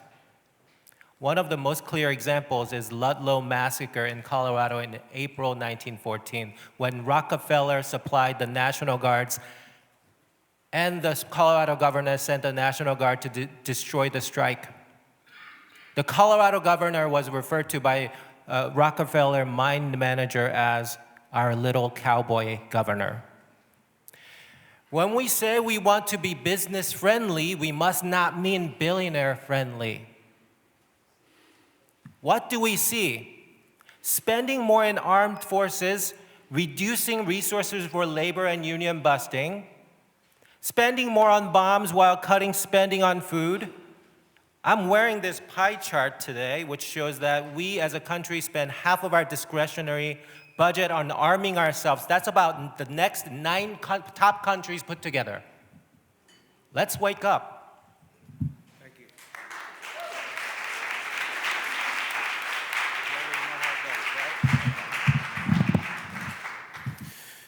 Mr. President, members and guests, Steve Alexander Jenkins, and I rise with steely resolve and a heavy heart today for this most deeply sobering issue addressed in Resolution 251004, calling for action on the House Bill 1286. I don't know about you, but I'm burdened today with the ghost of James Weldon Johnson. During this Restorative Justice month of November, and particularly today, the James who penned the infamous "Stony the road we trod, bitter the chastening rod," felt in the days when hope unborn had died. I'm burdened with the profound actualization that many here in this city of Philadelphia still exist on that road and have been robbed of the pursuit of life and liberty, never mind happiness, bought and sold here in Philadelphia on modern auction blocks that you and I mistake as instruments of hospitality. I'm burdened by the knowledge that our Commonwealth ranks among the top states in the nation in reported human trafficking cases, that last year alone, hundreds of Pennsylvania's children were funneled through the tunnels, motels, unmonitored rental platforms, transit hubs, and the very corridors that we travel every day, the ones that run beneath this building as we sat here eyes wide shut.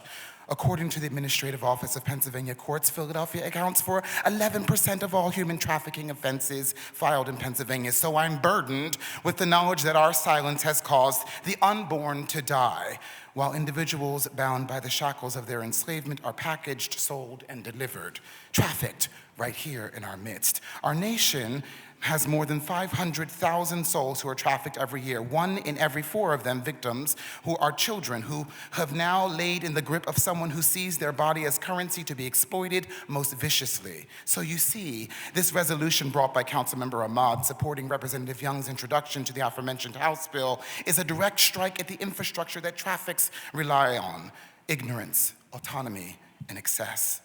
Forgive my tone, ladies and gentlemen, as I'm a bit worked up today. Allow me to reset. This resolution and bill represent the kind of leadership that saves lives. Leadership that proclaims that in this fight, no one is untouchable. Not a landlord, not a business owner, not a corporation, not a council member, not a governor, not even the President of the United States, whose number is up today. If you participate in this building, in this buying of selling of human beings, if you turn an eye that is blind or conceal it, enable it, benefit from it, then the full weight of scrutiny and the outrage of the law itself will levy upon you, and I and we will help it.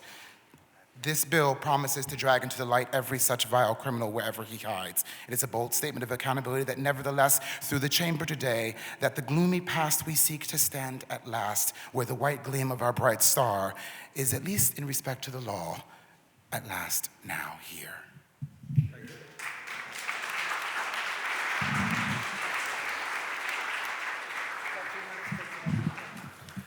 Good morning, Jeremy Blatstein. I'm here to speak on bill number 250834, which will require a trip to the ZBA in order to open businesses of sundries, pharmaceuticals, and convenience sales in the 7th Councilman District. I do not know if this is the answer to addressing the issues with nuisance businesses, but I do know that this is another cost that small businesses will face in order to open and operate in the 7th District. At what cost? $5,000 to $10,000 and 6 to 12 months. Is this the right process? Speaking of processes, the Philadelphia Land Bank held their meeting on Tuesday. Shout out City Councilman Jay Young, who supported 85 turn-the-key homes via RFPs in the 5th District. That's 85 affordable homes coming to the 5th District. What way to go, Councilman Young. Unfortunately, 30 turn-the-key homes were delayed at another 60 days in the 7th District. Why? Control and power, AKA councilmanic prerogative. CDCs have controlled at least 150 lots from the land bank and have not built anything over the last several years. This is very disappointing and goes against what this body passed when it came to the turn-the-key legislation. Last but not least, given the issues Philadelphia schools have faced, I would encourage the implementation of the Imani Pledge. What was the Imani Pledge? A peace pact that was written by the late David Fattah Sr. and taken and signed by 80 gang members in Philadelphia in 1974. And I would also encourage everybody to watch the Queen Mother documentary on YouTube. if you're not familiar with the House of Umoja and Queen Mother Falak Fatah. And of course, we're talking about SEPTA! Unfortunately, the tunnel's closed. I appreciate the advocacy from Councilwoman Gaudier on getting the tunnel back open. It's crucial to the city of Philadelphia, of West Philadelphia, and we really need to make sure that SEPTA is funded. Thank you.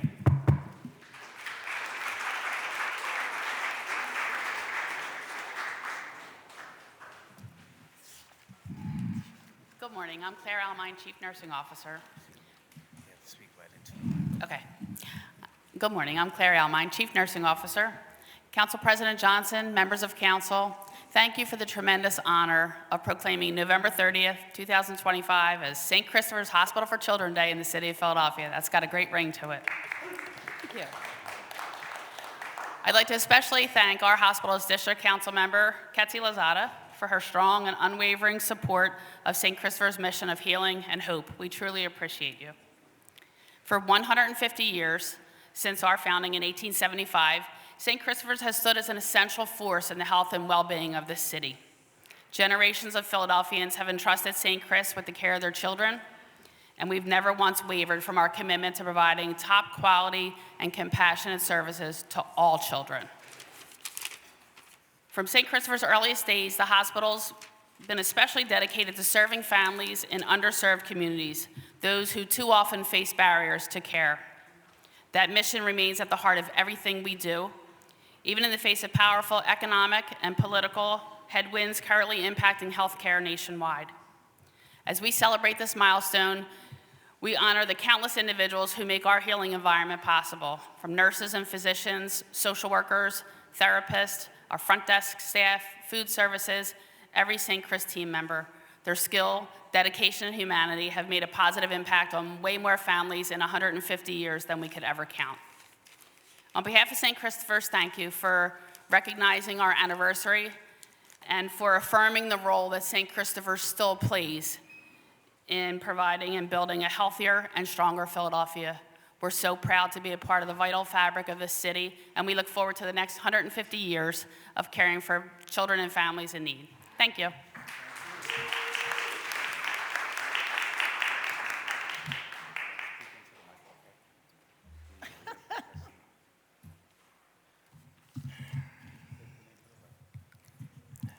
Good morning, Council President and members of City Council. We're here regarding bill numbers 250, 708, 709, 834, 707, and 831. Somewhere along the way, Philadelphia has become a place where businesses, or what we in the community now call the new nuisance business culture, operate as if they can do whatever they want unchecked and without accountability to the communities they impact. So we would like to begin by thanking Council members Catherine Gilmore Richardson, Cindy Bass, Ketsi Lozada, Brian O'Neill, and Jeffrey Young for their courage and laser focus on addressing nuisance creation by businesses in the city of Philadelphia. Bill number 250708 strengthens with Class 3 offenses and meaningful penalties. This bill is worthy of being supported. Bill number 250709 closes loopholes and holds successive businesses accountable. This bill is worthy of being supported. Bill 250834 gives growing youth in the 7th District, a voice as they come up and a chance. So this bill is worthy of being supported.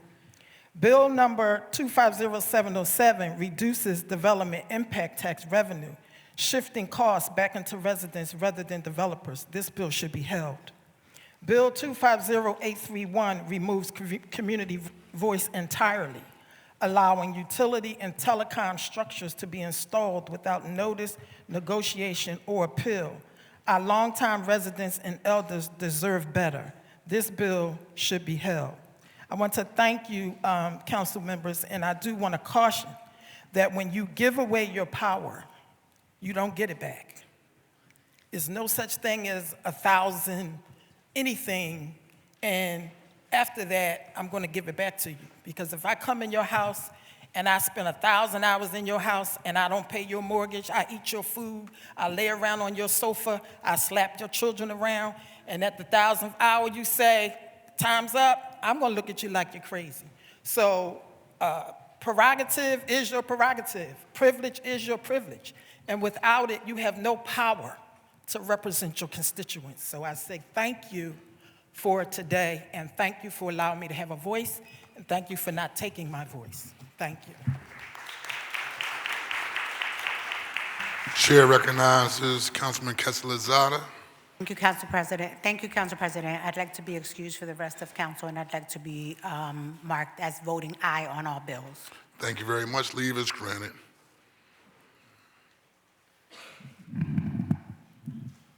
Please begin, sir. Sorry. Good morning. I would like to speak on the resolution regarding the celebration of the International Day of Solidarity with the Palestinian people. My name is Andrew McClellan, and I've lived in South Philly my whole life. One of my favorite parts of growing up and living here is how many different kinds of people live in this city. I have many memories from the Italian Festival in the summer, Cherry Blossom Festival in the spring, and going to the Vietnamese grocery stores and restaurants down near 11th and Washington, going through the public school system in high school at the Academy of Palumbo, where most of my classmates were be it Arab or Black. Philly is a city that many kinds of people call home, and we should strive to continue making this city a place where all people are accepted. The international community has consistently found that Israel's actions against the Palestinian people are unjust and brutal. Philly can and should continue being a city that celebrates and fosters all people and stands against violence against all people of the world by celebrating the International Day of Solidarity with the Palestinian people. Thank you for your time.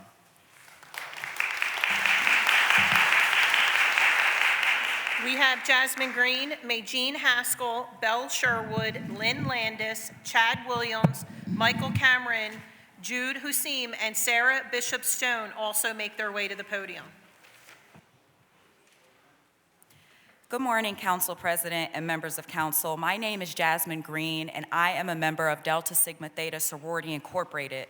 Members of our sorority have served the community for over 100 years, focusing on public service advocacy and the protection of women and girls. Through my experience serving, I've been inspired to come here today to speak on two measures. First, Resolution 251004. Through programs and community outreach, Delta Sigma Theta members and local residents have shared stories that have stayed with me. One young woman shared her story as a trafficking survivor, telling me about her stays in motels across the city. She had signs of distress, bruises, panic, fear, but the staff didn't know what to look for or how to intervene, and I remember her exact words: "I wasn't invisible, people just didn't know what they were seeing." Training hotel, motel, and short-term rental workers, as HB 1286 requires, is a life-saving, prevention-focused measure that could change someone's story. That's why I strongly support Resolution 251004. Secondly, I've come to speak on Ordinance 250849. In my sorority volunteer work, I also hear regularly from women in our city about the daily challenges managing fibroids, heavy bleeding, or menopause symptoms, and how these impact their work. Many Black women especially have shared experiences of being penalized or dismissed at work simply for needing accommodations. This measure helps prevent workplace discrimination against Black women who are disproportionately affected by fibroids and heavier menstruation. Research shows that the pain and health impacts associated with these conditions are often dismissed or minimized, making workplace protections like this essential to ensure equity, dignity, and fair treatment. This is why I strongly support Ordinance 250849. Together, these measures both protect the safety and dignity of vulnerable community members, whether preventing exploitation or supporting workers' health. I thank Councilmember Ahmad and urge City Council to advance both measures with urgency and compassion. Thank you.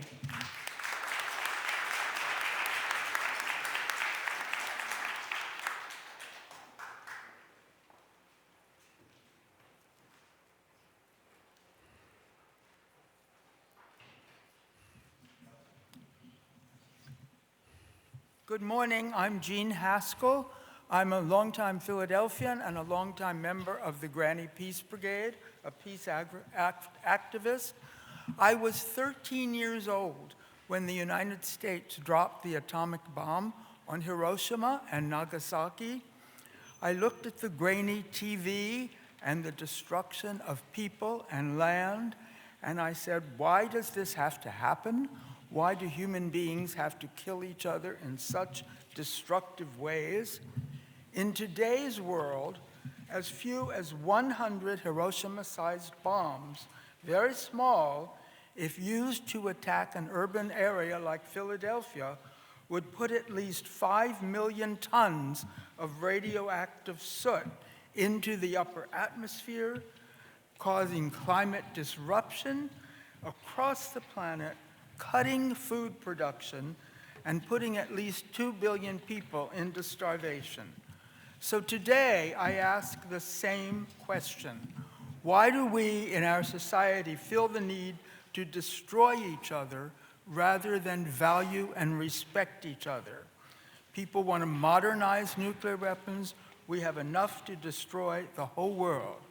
So I ask the Pension Fund Board, why do you feel the need to invest in weapons that will destroy your citizens, your planet, your city, your lives? And I say to City Council, why would you want to support that investment? So I urge you, City Council members, to vote for divestment. I thank Councilman O'Rourke for introducing the bill, and I thank you all for listening today.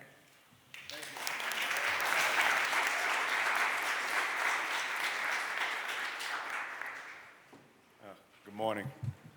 I'm Chad Williams, the chef and owner of Friday, Saturday, Sunday. Thank you.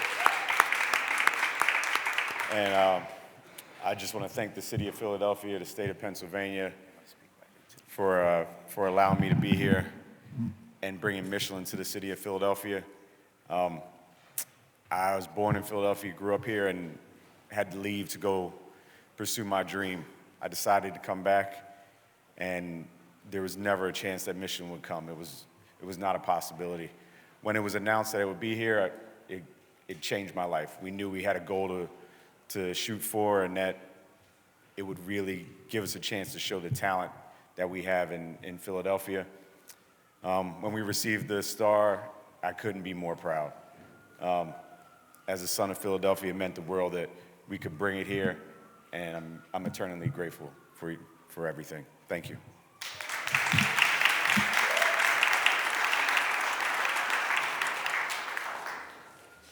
Hi, good morning. My name is Belle Sherwood, and I'm a clean energy advocate with Penn Environment. We're the statewide citizen-based environmental nonprofit.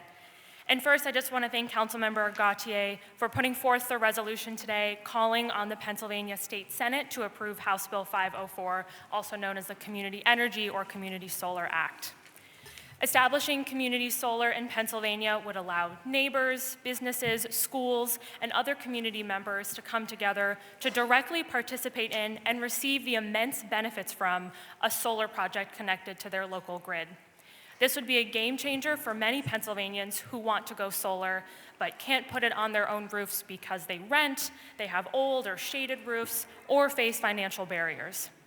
With community solar, Pennsylvanians from all walks of life, like the many Philadelphians who rent their own homes, will have the option to opt in together and expand access to clean energy for their community.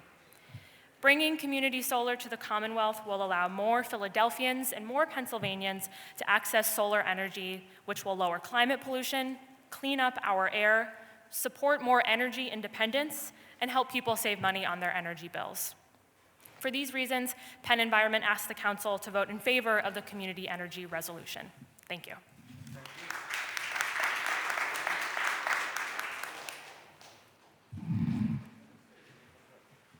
Good morning. I'm Lynn Landis of the newly formed Phillies Republican Network. I support the resolution calling on the General Assembly in Harrisburg to pass a House bill to combat human trafficking in Pennsylvania. However, at the same time, it must be acknowledged that City Council has made Philadelphia a haven for human trafficking on a global scale through its sanctuary city policy, which since 2016, over a decade now, has invited into our city countless illegal immigrants and their human traffickers from all over the world. Illegal immigration is the most common form of human and sex trafficking, in men, women, and children. If City Council really wants to do something about human trafficking, then they would support enforcing our federal immigration laws and work with agents, but they're not. Instead, they're fighting them every inch of the way. And so is our recently re-elected district attorney. This is not irony, it is stunning hypocrisy on our City Council's part. And worse than that, it is also a dreadful reality for the victims of human trafficking and the citizens of Philadelphia. Thank you.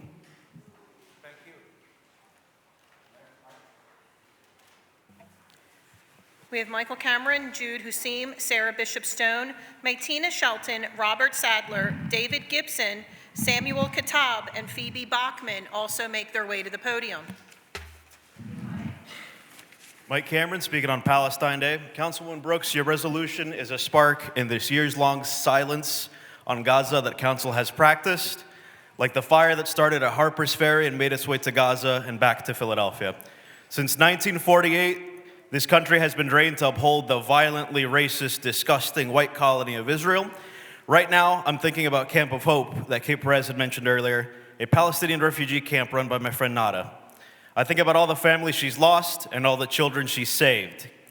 I think a lot about how much I love my Palestinian comrades here and how much their sorrow rends my heart, how much their joy brings me bliss.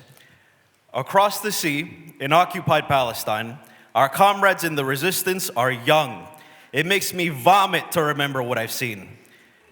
Every one of them is John Brown to me, John Henry. Every one of them gives everything. They are students of liberty with a battlefield education provided by Israel and funded by us. The very act of inception in Palestine, of planting a seed in the soil, is met with nuclear holocaust. Yet the power inside them, the refusal to accept the life chosen by others, is infectious. And here in Philadelphia, the same force rises beneath the surface. A modern socialist coalition coming together to give this city to the people. They refused you at the doors when you tried selling them Kamala Harris like a cheap parlor trick. Philadelphians deserve their power back in their hands. People are enraged that their futures are in the hands of lawless Zionists who practice displacement here in this city, a university city, and in North Philadelphia. Mayor Sherrell Parker has denied Palestinians the dignity of raising their flag. I would be elated to stand corrected once I see it hang on that pole outside. Either way, that flag will be raised. It was raised at the barricades first at UPenn, where you let the young be beaten. It was raised on these streets while you were lobbied by two expensive-looking goons sent by Josh Harris, another Zionist, while Josh Shapiro sent weapons to Israel while we came out for Mumia, Iran, Venezuela, Congo, Sudan, and union workers. As a child, I didn't even know Palestinians existed because my educators were already indoctrinated. The JCC was my community center. Christian Zionism and Jewish supremacy were my companions there. It wasn't until I was 18 and I met my friend Natalie that I knew a Palestinian. In 2023, council's cops dragged her mother, and my comrades screaming from these chambers and assaulted her mother until she passed out. That council gave racist, wealthy Zionist attorneys the power of the bullet and the baton. Even so, the steadfastness of the Palestinian people inspires. It will outlive us, this calamity, and the world that made Israel. Free Palestine, free Mumia, free them all.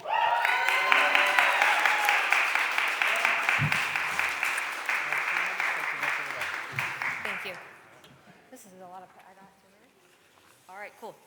Good morning, Council President and Council members. My name is Jude Hussein.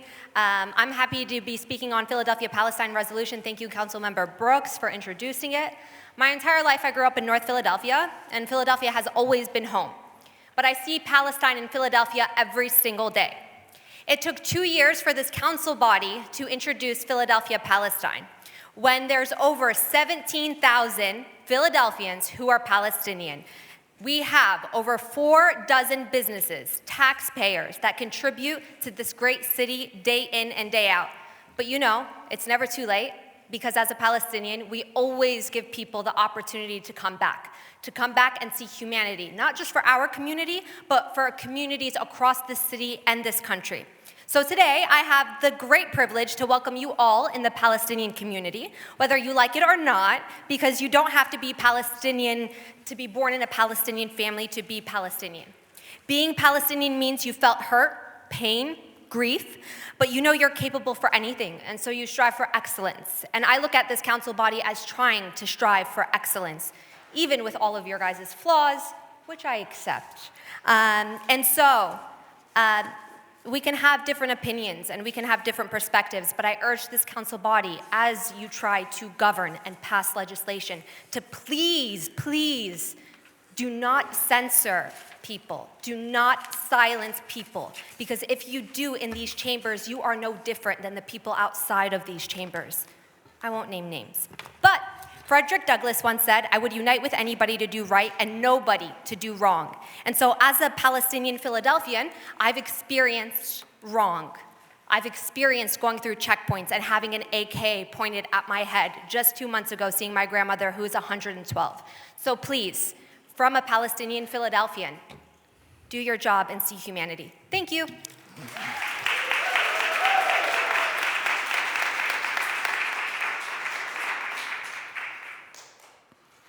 Good morning, Council President and members of Council. My name is Sarah Bishop Stone. I'm a lifelong Philadelphian, a proud South Philly resident, arts worker, and organizer. I speak today in support of Councilmember O'Rourke's resolution to hold a hearing on global approaches to equitable public budgeting.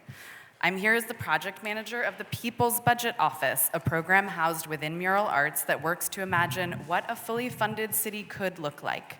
We use public art, education, and advocacy to empower residents to engage in the budget process. We facilitate workshops all around Philadelphia, teaching Philadelphians about the city budget, and we run an interactive office at Love Park in the spring. In the FY26 budget season, we surveyed over 650 Philadelphians about the budget process and what they wanted to see funded. Unknown, opaque, obscure, confusing. These are the words we heard over and over again when we asked Philadelphians, what is one word that comes to mind when you think about the city budget? Overwhelmingly, responses to our survey tell us they don't know how to get involved and don't feel that their voices matter. You all say on your mailers, your billboards, and in emails that this is your city, your budget, but by the time the budget process opens for public comment, the public and indeed City Council can only do so much to shape a budget that is 99% finalized behind closed doors. The city's budget process can and should change. It should be a people-first approach informed by engagement. We are asking for the city to invest in true participatory, equitably engaged budgeting plan that allows Philadelphians' voices to be integrated into every step of the city budget, including the formation of the documents themselves and the priorities and metrics that guide the process. The city should resume plans for direct participatory budgeting, host regular feedback sessions on the city budget, restore budgeting for racial equity, and add an environmental justice lens to the budget process. Research shows that participatory democracy strategies such as these can increase understanding of and trust in government, inspire civic learning and leadership, and direct resources to communities with the greatest needs. Philadelphians know what their neighborhoods need, and it's time we trust them to help shape our city's future. Thank you.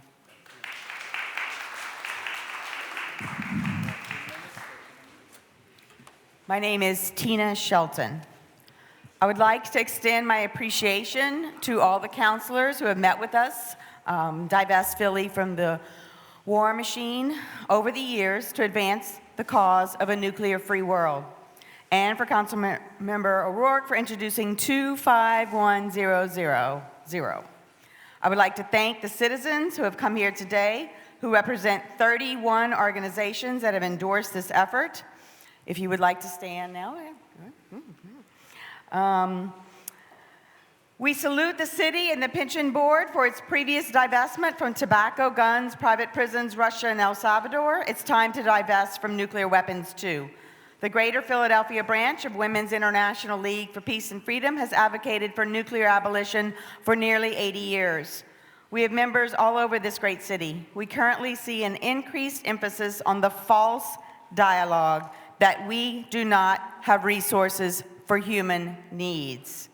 In fact, according to reports from the United Nations on disarmament, there has been a record high military spending, and that military solutions are being prioritized over social and economic justice. This step towards moral investments that weigh the impact of nuclear threat on all Philadelphia residents and beyond is celebrated as a way to live up to our obligations as members of Mayors for Peace, which we joined as a city in 1985, and to show other U.S. cities that investing in a nuclear-free world is the financially wise decision in addition to being moral and just. We carry the hopes and wishes of victims of nuclear explosion elsewhere and nuclear testing in the United States as we support this resolution.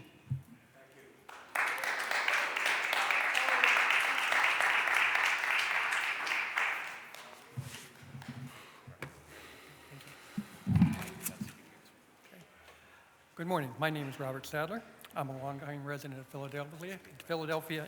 I'm a longtime resident of Philadelphia in the Mount Airy area, and I'm here today to lend my support to Resolution 25092, urging the Pennsylvania Senate to approve the Community Energy Act HB 504 in support of community solar. About 3 years ago, my wife and I looked into putting solar on in our house and found it financially unfeasible. Due to a number of factors, most largely because we did not qualify for any federal government energy credits. So I do believe that this bill would make solar and affordable energy more accessible to a large proportion of Philadelphians. And thank you very much.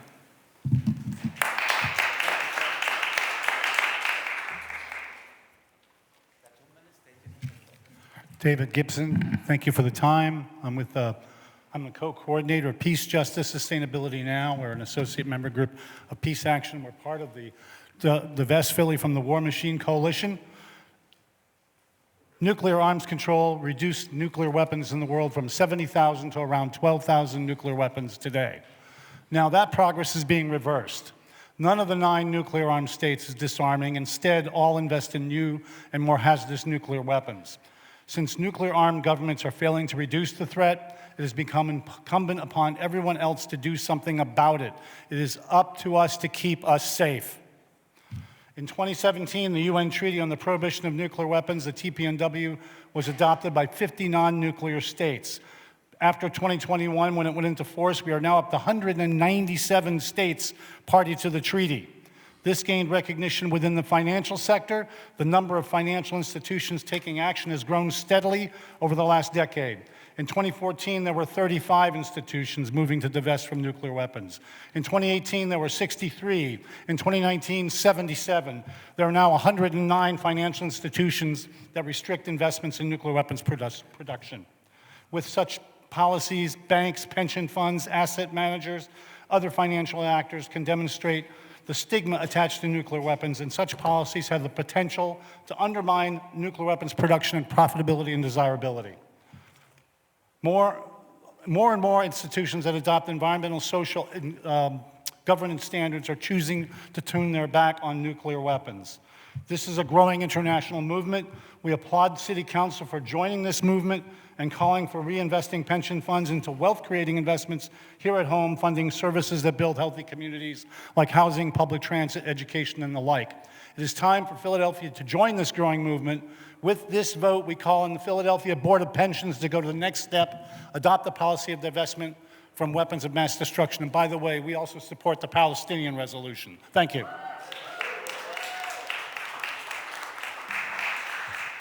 We have Samuel Kitab, Phoebe Bachman, May Shakaboon, Marshall, Amy Edelstein, Obona Hagins, Karen Melton, Nika A., and Carmen Galero also make their way to the podium. You ready for me? A lot of faces I know. Hello to members of City Council. Thank you for giving me the opportunity to give public testimony. You may know me from my work at Mural Arts, where I lead our prison program for restorative justice, as well as my work with the People's Budget Office, which I'll speak to both today. A huge thank you to Councilmember Harity for introducing the resolution to honor National Restorative Justice Month. As Mayoral Arts Prison Program Manager, I see firsthand the effect of this work of this body on the work that I do in the prison, and it's incredibly meaningful to see the stories represented here. A big thank you also to all the council members who actually came to SEI Phoenix or who are planning to come to SEI Phoenix. It really means so much to those folks who can't be here to see you come to their house. These men do not actually get to see these exhibits in person, and many of them are serving death by incarceration sentences. So I can only hope by acknowledging that if restorative justice is possible, we are also thinking about how we can get these men free and bring them home. Today, I'm also here to offer testimony in support of the resolution to call for a hearing on equitable budgeting practices introduced by Councilmember O'Rourke. Thank you. Budgets are more than numbers, right? They're a narrative. They tell the story of our city. And when I give people our Budget 101 across Philadelphia, I tell people that city budgets are a plan with a price tag, a forecast for the future of our city, a law, and a moral document. They're moral documents because they reflect our values. Whether we invest in incarceration or education, whether we invest in parks or police. Our current budget process offers limited availability for people to shape the budget, and only after it has been proposed, thanks to City Council efforts. Our hearing will shape research on different approaches to equitable budgeting practice, such as Porto Alegre in Brazil, where participatory budgeting redirected millions of dollars to community priorities, and Paris, France, where residents have proposed to vote on hundreds of millions of euros in projects that revitalize neighborhoods. These examples have shown that equitable budgeting processes strengthen both local trust and international reputation. We will be also looking closer to home at Baltimore's outcome-based budgeting, Boston's participatory budgeting, and thinking about how these different opportunities can reflect on our work in Philadelphia. We know that lessons, okay, all right. Well, thank you so much for the time today.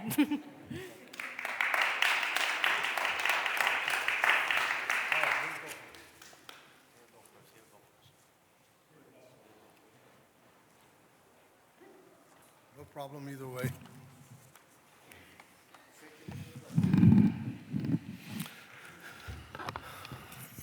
Hello? Okay. Honorable members of City Council, I stand before you today to urge you to support this resolution celebrating the International Day in Solidarity with the Palestinian people on November 29th, a day of deep cultural and historical significance that deserves recognition in our city. Philadelphia's strength has always been rooted in our embrace of diverse communities. We are a city built on immigrants, shaped by the contributions of the people from every corner of the world. Our Palestinian community, now spanning 4 generations in the city, embodies the same spirit of resilience, hard work, and civic engagement. Many of you know members of our community personally. You've attended our community events, you've been into our houses, you've eaten with our foods, and we have stood with you during your campaigns. You understand firsthand that this is not an abstract issue. These are your neighbors, your constituents, your friends. They are teachers, they are educators, they are doctors, they are lawyers, they are every aspect of this society. The resolution doesn't ask us to take sides in a distant conflict. Rather, it asks us to affirm what we already know to be true, that the Palestinian Americans are an integral part of Philadelphia, and that their culture, history, and humanity deserves to be seen and honored. City Council, you have been afforded to be with the people who have safeguarded the Holy Land, the holy sites, for 2,000 years, whether you're Jewish, whether you're Christian, whether you're Muslims. Embrace us and welcome us. Thank you very much. Samuel Kitab.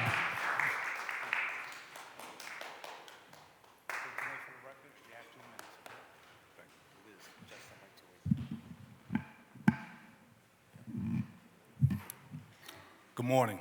My name is Shaka Boona Marshall. I'm the Executive Director of Human Rights Coalition. I'm here before you today with my coalition partners, Our Solar PA, and we're supporting the resolution submitted by Councilmember Jamie Gaudier. And what we want to do is talk about community solar, right? And so what I'd like to say is that our governor in his lightning bill has endorsed our bill and is championing our bill. Our mayor is championing it also. And we're about to have this wonderful council champion a resolution for community solar as well. We have an opposition with our state legislature. Our legislatures right here in Harrisburg is preventing us from getting community solar in this city. And so this is a big problem because I travel throughout the city and many people want their high utility costs reduced. And solar paneling of residential homes can be this thing that help reduce their costs. So we're trying to get this, we're trying to be in line with all the other counties, at least about 6 of them on record by now, that has also passed resolutions for community solar, and we want Philadelphia to send a message to the state legislature that we need community solar within this city and to lower the cost of, the PICO cost of utility bills for everyone. Thank you.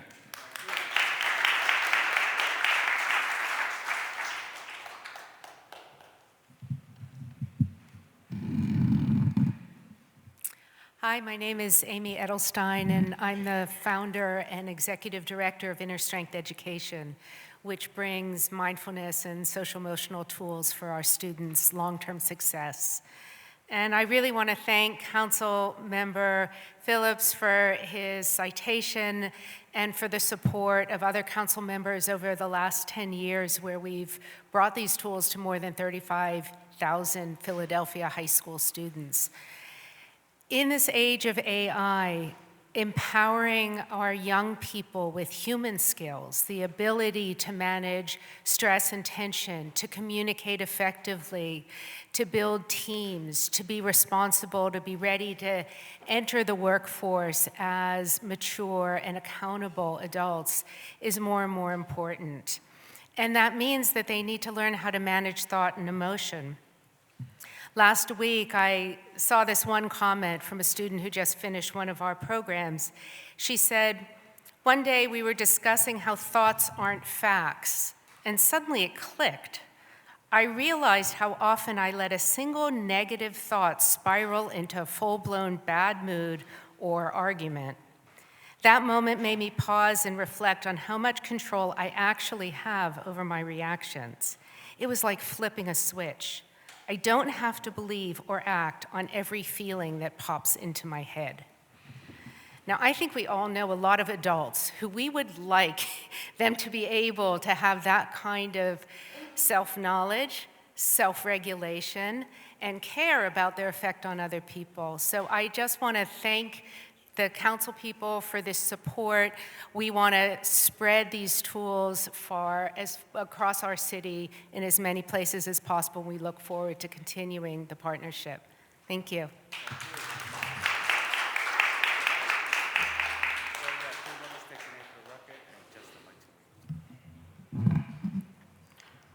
Good morning. My name is Obona Hagins. I'm the president of the Philadelphia Reparations Coalition for American Freedmen, and I'm a 4th-generation chattel slavery survivor. I'm here today in connection with legislation introduced by Councilmember Nicholas O'Rourke. Let's just keep it real. How can Philadelphia say no to millions and millions of dollars of revenue from building a nuclear submarine right here? A project that the Trump administration once built, and we know is going to be built somewhere. The mayor definitely wouldn't turn down this, just like she couldn't turn down federal funding because of the unconstitutional DEI policy. If we can really call it a policy, DEI was never law. It was a voluntary framework created by non-lawmakers promoting aspirational values like representation and belonging. It diluted the real equity and allowed organizations to claim compliance while avoiding constitutional obligations, and that ends now. This is positive for the American freedmen. Just like having the nuclear submarine built here in Philadelphia is positive for the economy of Philadelphia, DEI mostly benefited so-called white women, and that's a fact. The mayor did the right and legal thing by disbanding it, ensuring the city operates with its constitutional obligations. Just like we cannot afford to not have that submarine built here, we cannot afford not to establish the Office of Freedmen Affairs. Its existence is necessary to uphold equal protection under the Reconstruction Amendments between the American freedmen and the United States government, ensuring the descendants of the emancipated have access to the rights and opportunities guaranteed under the Constitution. Obona Hagins, over and out.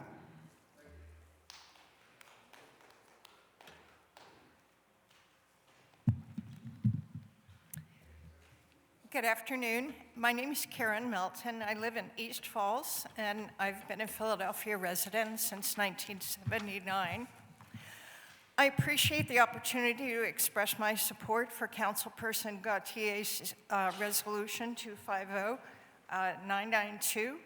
Community energy is a small but important step to increase equitable access to clean energy by allowing Pennsylvanians to benefit from solar power, regardless of whether they rent, own a home, or have a roof that can support solar panels. I'm in the latter category.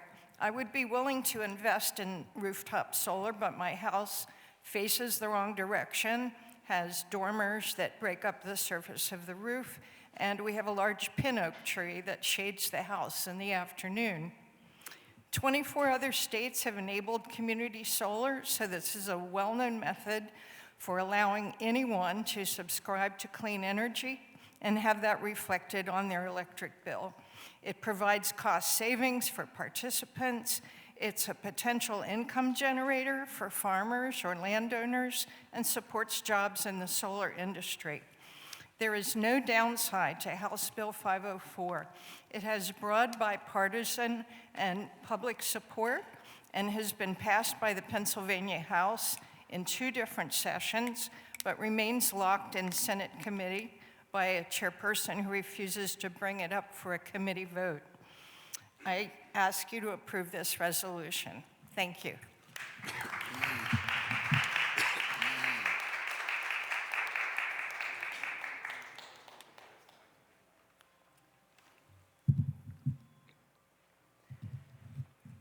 Good morning, Council. My name is Neka, and I'm a community organizer and educator here in our city, and I stand here in front of you today in support of not only oppressed people everywhere, but also for the Palestinian people, and in particular, in support of Councilmember Brooks' resolution to recognize the International Day of Solidarity with the Palestinian people this November 29th, 2025.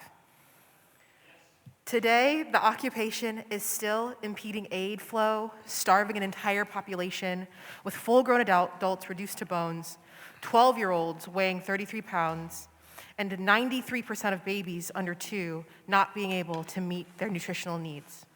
Israel is either directly killing them or permanently damaging 93% of all children's cognitive and physical growth. As a proud Philadelphian, I have been disgusted and outraged by every day that we have stood idly by and in many ways contributed to an ongoing genocide of people whose sons, daughters, aunties, and cousins have strong familial ties to the people of the city.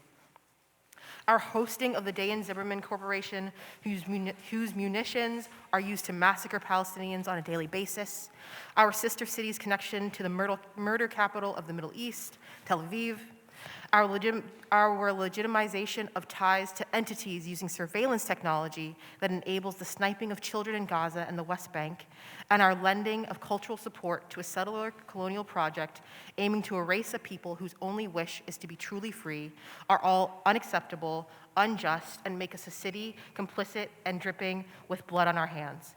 I call on this council not only to support Councilmember Brooks' resolution to recognize the International Day of Solidarity with the Palestinian people and raise the Palestinian flag on November 29th, but also to stop weapons from leaving our city, end the contracts with Day and Zimmerman, Ghost Robotics, Augusta Wasteland, and end the normalization of the apartheid occupation and the end to the sister city's relationship with Tel Aviv. Free Palestine, thank you.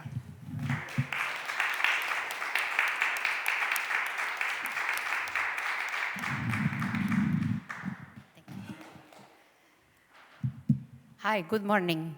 My name is Carmen, and as an indigenous American, I understand what it's like to have an occupying force destroy your people and try to pretend we never existed. Colonizations start with dehumanizing. They say we are not human, call us savages and terrorists, and then get rid of natives by displacement, by kidnapping, disappearing, or murdering. I feel like I am watching the Trail of Tears every day.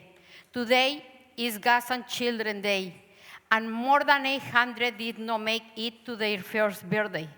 80% of the children killed during the genocide were killed in their homes by Israeli strikes.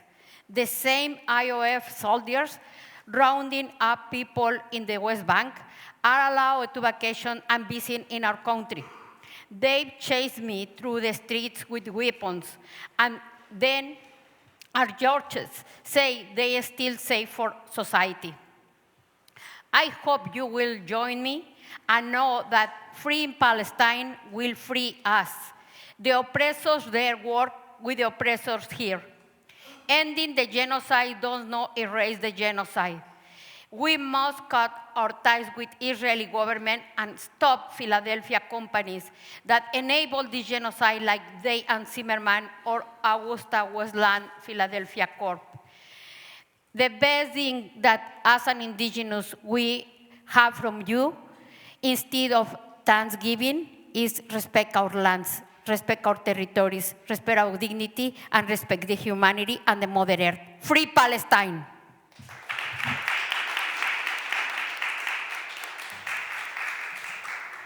Council President, there are no further names for public comment. That concludes the public comment period. We will now consider the bills and resolutions on the second reading and final passage calendars. Will the clerk please read the title of resolution number 250922? A resolution calling on the Pennsylvania State Senate to approve House Bill 504, the Community Energy Act, and the Legislature of the Commonwealth of Pennsylvania to pass this legislation to allow for the creation of community energy programs in Pennsylvania.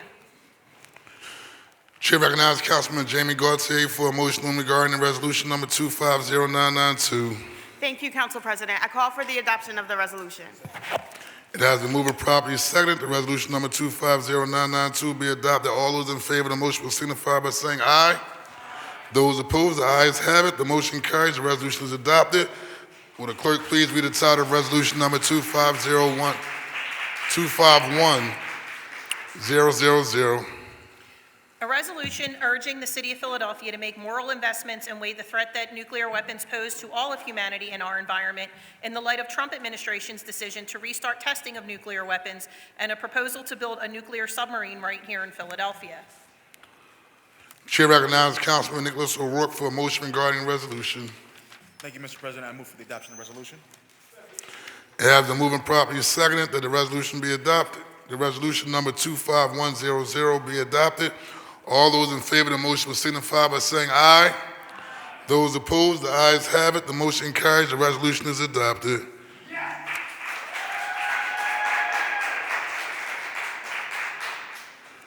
Will the clerk please read the title of resolution number 251004? A resolution calling on the General Assembly of the Commonwealth of Pennsylvania to take swift and decisive action to pass House Bill 1286 as an effective measure to combat human trafficking in Pennsylvania. The chair recognizes Councilmember Dr. Nina Ahmed for a motion regarding resolution number 251004. Thank you, Council President. I move for the adoption of the resolution. It has been moved and properly seconded that the resolution number 251004 be adopted. All those in favor will signify by saying aye. Those opposed, the ayes have it. The motion carries. The resolution is adopted. Would the clerk please read the title of Bill number 250648? An ordinance to amend the Philadelphia zoning maps by changing the zoning designations of certain areas of land located within an area bounded by North Street, Broad Street, Wallace Street, and 15th Street. The chair recognizes Councilmember Jeffrey J. Young for a motion. Thank you, Mr. President. I move that bill number 250648 be removed from the calendar and recommitted to the Committee on Rules. It has been moved and properly seconded. All those in favor of the motion will signify by saying aye. Those opposed, the ayes have it. The motion carries. Bill number 250648 be removed from the calendar and recommitted to the Committee on Rules. Will the clerk please read the title of Bill number 250707? An ordinance amending Chapter 19-4400 of the Philadelphia Code entitled Development Impact Tax to clarify the exemption for rental housing projects, all under certain terms and conditions. This bill having been read on 2 different days. The question now is, shall the bill pass finally? Will the chief clerk please call the roll? Councilmember Phillips. Aye. Councilmember Gilmore Richardson. Aye. Councilmember Gautier. Aye. Councilmember Thomas. Aye. Councilmember Landau. Aye. Councilmember Losada was aye. Councilmember Young. Aye. Councilmember Brooks. Aye. Councilmember Harity. Aye. Councilmember O'Rourke. Aye. Councilmember Driscoll. Aye. Councilmember Squilla. Councilmember Bass. Aye. And Councilmember Ahmed. Aye. And Council President Johnson. Aye. The ayes are 15, the nays are 0. Majority of all members having voted in the affirmative, the bill passes. Will the clerk please read the title of Bill number 250831? An ordinance amending Section 14-602 of the Philadelphia Code entitled Use Tables by allowing basic utilities and services uses without a special exemption in certain special purpose districts, all under certain terms and conditions. This bill having been read on 2 different days, the question now is, shall the bill pass finally? Chief clerk, please call the roll. Councilmember Phillips. Aye. Councilmember Gilmore Richardson. Aye. Councilmember Gautier. Aye. Councilmember Thomas. Aye. Councilmember Landau. Aye. Councilmember Losada was aye. Councilmember Young. Aye. Councilmember Brooks. Aye. Councilmember Harity. Aye. Councilmember O'Rourke. Aye. Councilmember Driscoll. Aye. Councilmember Squilla. Aye. Councilmember Bass. Aye. Councilmember Ahmed. Aye. And Council President Johnson. Aye. The ayes are 15, the nays are 0. Majority of all members having voted in the affirmative, the bill passes. Will the chief clerk please read the title of Bill number 250848? An ordinance to amend the Philadelphia zoning maps by changing the zoning designations of certain areas of land located within an area bounded by Chew Avenue, Church Lane, and East Worcester Street. This bill having been read on 2 different days, the question now is, shall the bill pass finally? Chief clerk, please call the roll. Councilmember Phillips. Aye. Councilmember Gilmore Richardson. Aye. Councilmember Gautier. Aye. Councilmember Thomas. Aye. Councilmember Landau. Aye. Councilmember Losada was aye. Councilmember Young. Aye. Councilmember Brooks. Aye. Councilmember Harity. Aye. Councilmember O'Rourke. Aye. Councilmember Driscoll. Aye. Councilmember Squilla. Aye. Councilmember Bass. Aye. Councilmember Ahmed. Aye. And Council President Johnson. Aye. The ayes are 15, the nays are 0. Majority of all members having voted in the affirmative, the bill passes. Chief clerk, please read the title of Bill number 250849. An ordinance amending Chapter 9-1100 of the Philadelphia Code entitled Fair Practices Ordinance Protections Against Unlawful Discrimination to explicitly protect employees from discrimination on the basis of menstruation, perimenopause, and menopause under certain terms and conditions. This bill having been read on 2 different days, the question now is, shall the bill pass finally? The chief clerk, please call the roll. Councilmember Phillips. Aye. Councilmember Gilmore Richardson. Aye. Councilmember Gautier. Aye. Councilmember Thomas. Aye. Councilmember Landau. Aye. Councilmember Losada was aye. Councilmember Young. Aye. Councilmember Brooks. Aye. Councilmember Harity. Aye. Councilmember O'Rourke. Aye. Councilmember Driscoll. Aye. Councilmember Squilla. Aye. Councilmember Bass. Aye. Councilmember Ahmed. Aye. And Council President Johnson. Aye. The ayes are 15, the nays are 0. The majority of all members having voted in the affirmative, the bill passes. Congratulations. Will the chief clerk please read the title of Bill number 250887? An ordinance authorizing the City of Philadelphia to construct, own, and maintain right-of-way encroachments in various parts of the city under certain terms and conditions. The chair recognizes Councilmember Kathleen Gilmore Richardson for a motion. Thank you, Mr. President. On your behalf, I would like to offer an amendment to Bill number 250887. A copy of the amendment has been circulated to all members of council. I move for the adoption of the amendment. It has been moved and properly seconded that the amendment to Bill number 250887 be adopted. All in favor of the motion will signify by saying aye. Those opposed, the ayes have it, and the bill has been amended. This bill will be placed on the final passage calendar for our next session of council. Will the clerk please read the title of Bill number 250888? An ordinance amending Title IX of the Philadelphia Code entitled Regulation of Businesses, Trades, and Professions by adding a new chapter to prohibit third-party restaurant reservation services from arranging unauthorized restaurant reservations with food service establishments and to provide for definitions, prohibited acts, penalties, and enforcement, all under certain terms and conditions. The chair recognizes Councilmember Isaiah Thomas for a motion. Thank you, Mr. President. I would like to offer an amendment to Bill number 250888. A copy of the amendment has been circulated to all members of council, and I move for the adoption of the amendment. It has been moved and properly seconded that the amendment to Bill number 250888 be adopted. All those in favor signify by saying aye. Those opposed, the ayes have it, and the bill has been amended. This bill will be placed on the final passage calendar for our next session of council. Will the clerk please read the title of Bill number 250890? An ordinance amending Section 10-503 of the Philadelphia Code to prohibit unlawful trading, theft, and trafficking of catalytic converters and motor vehicle parts containing precious metals and to increase penalties, all under certain terms and conditions. This bill has been read on 2 different days. The question now is, should the bill pass finally? Will the chief clerk please call the roll? Councilmember Phillips? Aye. Councilmember Gilmore Richardson? Aye. Councilmember Gautier? Aye. Councilmember Thomas? Aye. Councilmember Landau? Aye. Councilmember Losada was aye. Councilmember Young? Aye. Councilmember Brooks? Aye. Councilmember Harity? Aye. Councilmember O'Rourke? Aye. Councilmember Driscoll? Aye. Councilmember Squilla? Aye. Councilmember Bass? Aye. Councilmember Ahmed? Aye. And Council President Johnson. Aye, the ayes are 15, the nays are 0. Majority of all members having voted in the affirmative, the bill passes. Will the clerk please read the title of Bill number 250891? An ordinance to amend the Philadelphia zoning maps by changing the zoning designations of certain areas of land within an area bounded by North Sydenham Street, Venango Street, North Smedley Street, and West Tioga Street. This bill has been read on 2 different days. The question now is, should the bill pass finally? Will the chief clerk please call the roll? Councilmember Phillips? Aye. Councilmember Gilmore Richardson? Aye. Councilmember Gautier? Aye. Councilmember Thomas? Aye. Councilmember Landau? Aye. Councilmember Losada was aye. Councilmember Young? Councilmember Brooks? Aye. Councilmember Harity? Aye. Councilmember O'Rourke? Aye. Councilmember Driscoll? Aye. Councilmember Squilla? Aye. Councilmember Bass? Aye. And Councilmember Ahmed? Aye. And Council President Johnson. Aye, the ayes are 15, the nays are 0.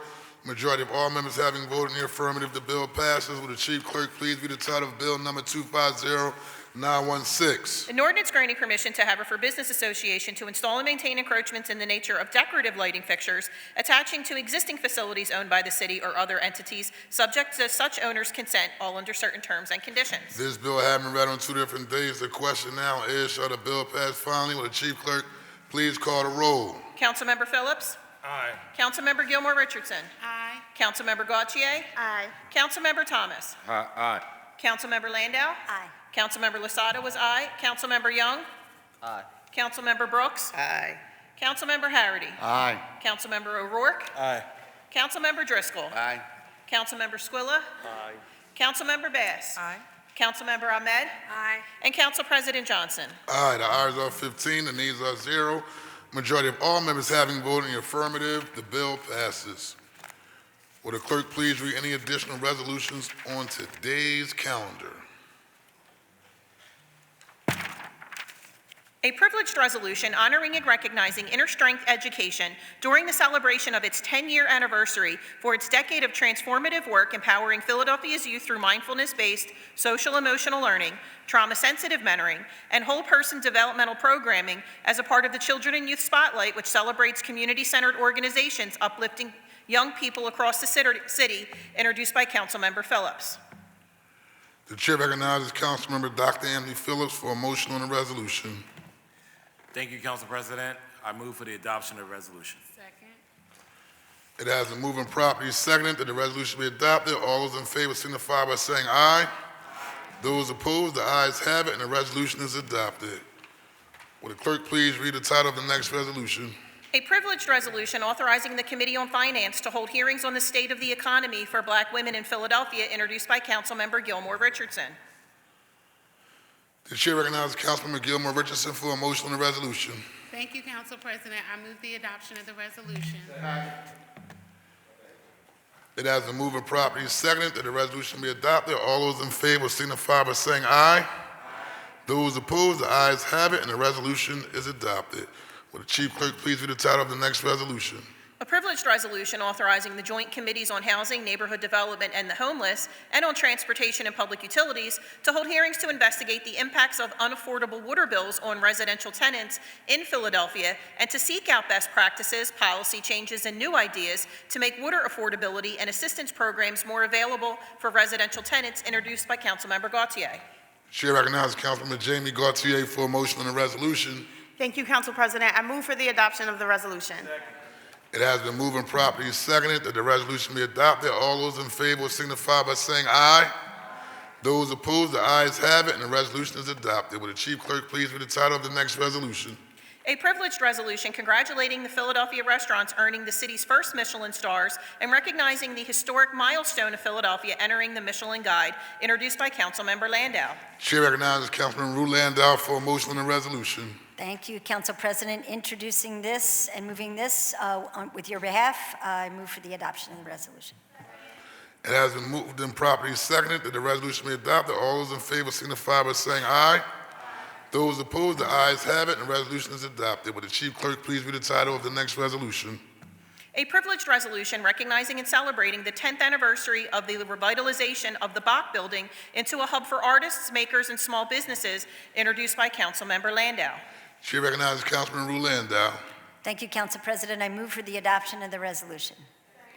It has been moved and properly seconded that the resolution be adopted. All those in favor will signify by saying aye. Anyone opposed? The ayes have it. The resolution is adopted. Will the chief clerk please read the title of the next resolution? A privileged resolution recognizing and celebrating the 150th anniversary of the St. Christopher's Hospital for Children and proclaiming November 30th, 2025 as St.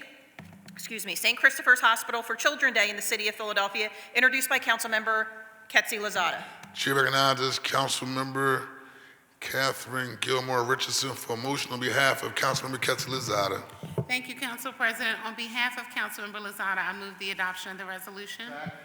It has been moved and properly seconded that the resolution be adopted. All those in favor will signify by saying aye. Those opposed, the ayes have it, and the resolution is adopted. Will the chief clerk please read the title of the next resolution? A privileged resolution recognizing, honoring, and celebrating Shirley Chisholm on the occasion of her birthday this November 30th, introduced by Councilmember Brooks. Chair recognizes Councilmember Kendra Brooks for a motion on the resolution. Thank you, Council President. I move for the adoption of the resolution. It has been moved and properly seconded that the resolution be adopted. All those in favor signify by saying aye. Those opposed, the ayes have it, and the resolution is adopted. Will the chief clerk please read the title of the next resolution? A privileged resolution recognizing November 20th as Transgender Day of Remembrance in the city of Philadelphia, introduced by Councilmember Brooks. Chair recognizes Councilmember Kendra Brooks for a motion on the resolution. Thank you, Council President. I move for the adoption of the resolution.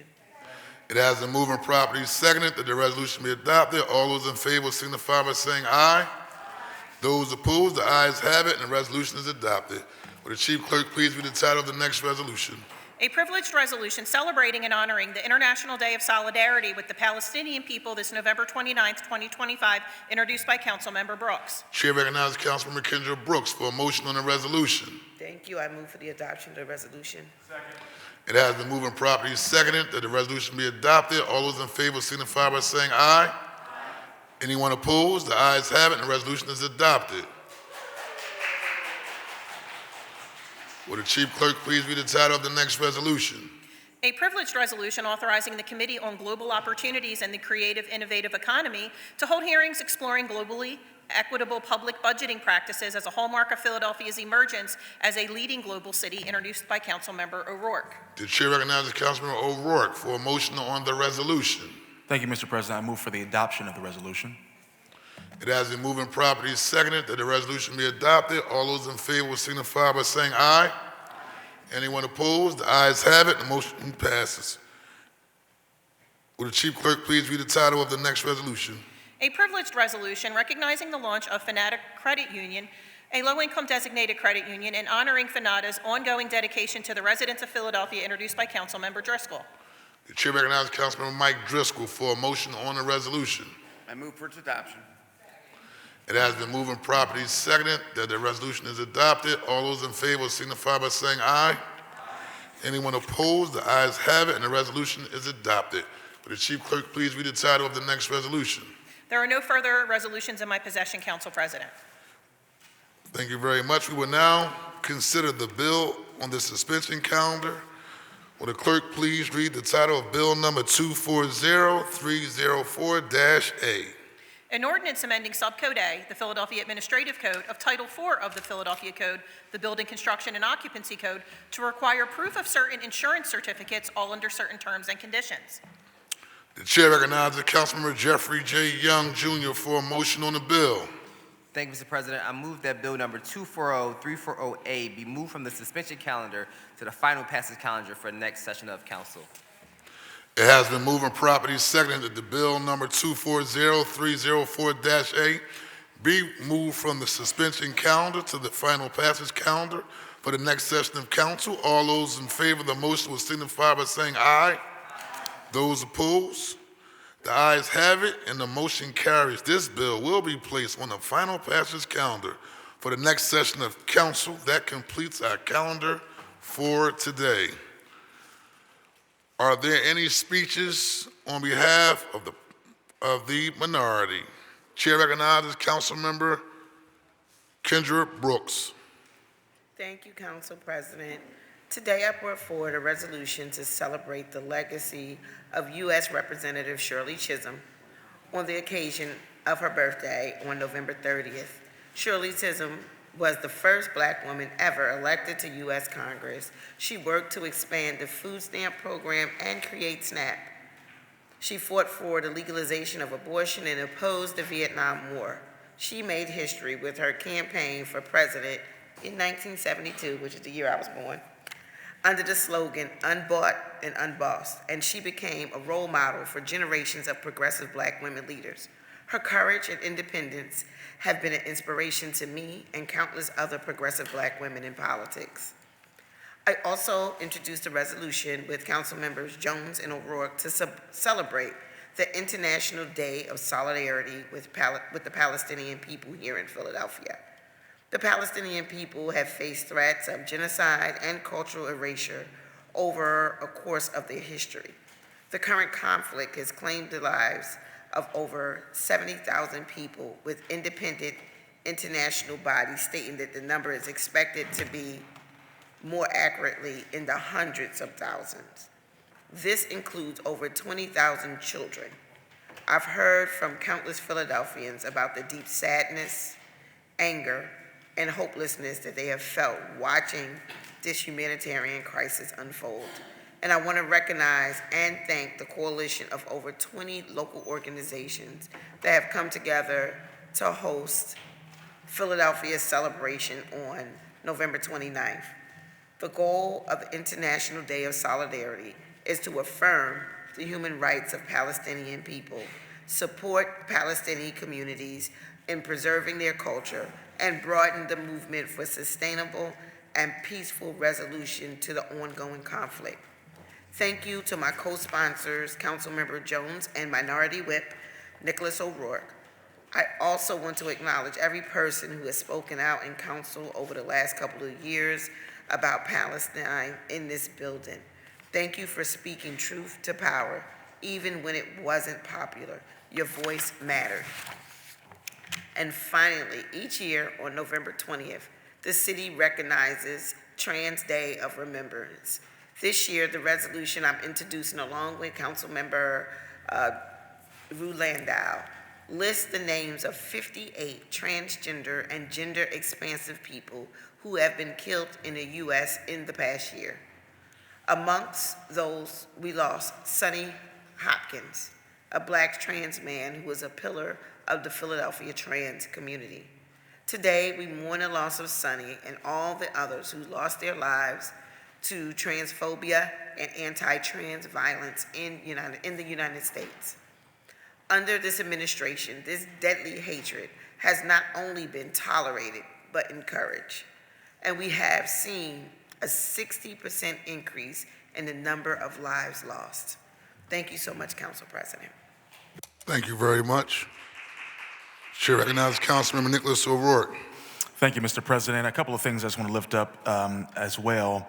I already spoke to my convictions on the nuclear testing restart last week, so I'll just add my gratitude for my colleagues' support and for everyone who came out to testify on that resolution today, because it's an understatement to say that life is a precious gift, and we would do well to guard it fiercely within the realm of personal choice whenever and wherever we can. And so many of them that did come and testify also mentioned the International Day of Solidarity with Palestine resolution that Member Brooks lifted up that we happen to co-sponsor. And I too want to echo her sentiments around just appreciating those who have given voice, particularly to what has been happening there for some time over the course of the last 2 years. Your moral witness at time after time being often disregarded, dismissed, even restricted. The fact that you continue to do that, I think, is an example that the moral witness of our time is alive and well if we would listen to those voices. I genuinely believe that you are a beauty in the sight of God, and I thank you for your convictions and your willingness to stand on them. I also want to give my colleagues their props, all of y'all, for introducing bills that have me very excited to vote yes as well. I'm thinking back to last week and Dr. Phillips' bill on the local contact for landlords who don't live here. That, by definition, is what we call a good job. This week, I'm loving the Just Water package by Member Gaultier and the bill introduced by Member Driscoll. The bills put forward by Member Gaultier are focused on making sure our water remains affordable for Philadelphians. And I definitely feel the synergy between that and the Affordable Philly Now initiative proposal to ban privatizing our water department, which everywhere and every time inevitably leads to even worse service and even higher rates after the sell-off.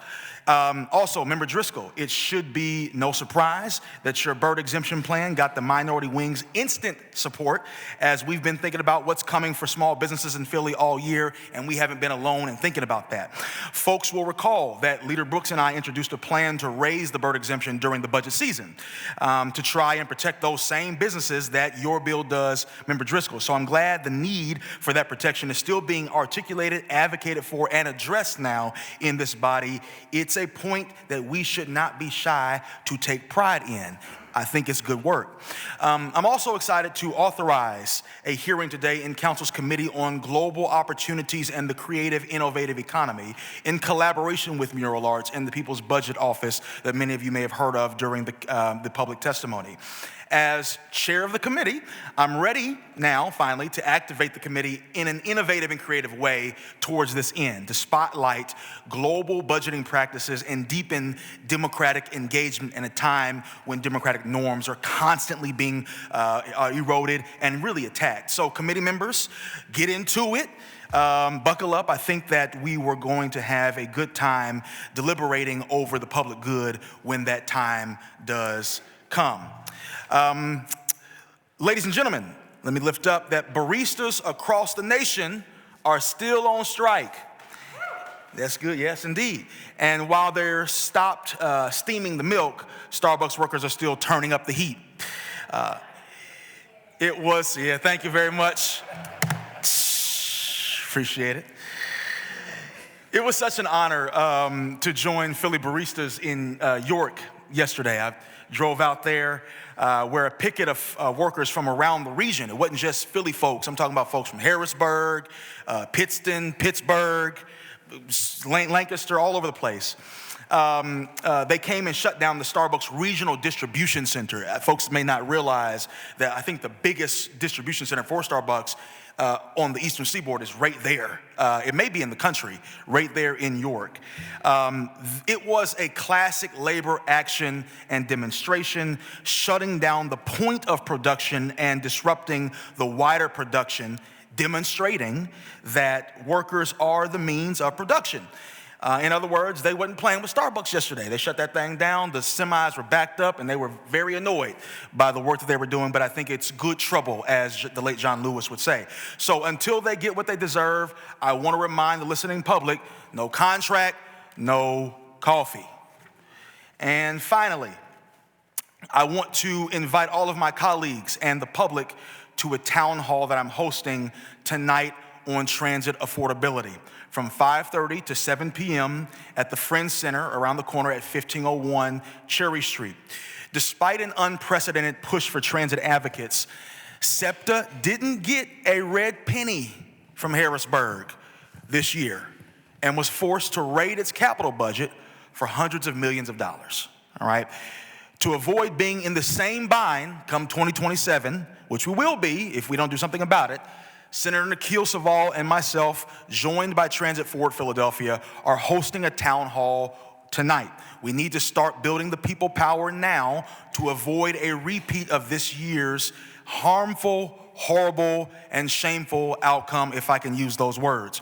We're going to talk about what's next at the state level, but I also want to remind you of the proposed Transit Access Fund, which we'll also talk about tonight.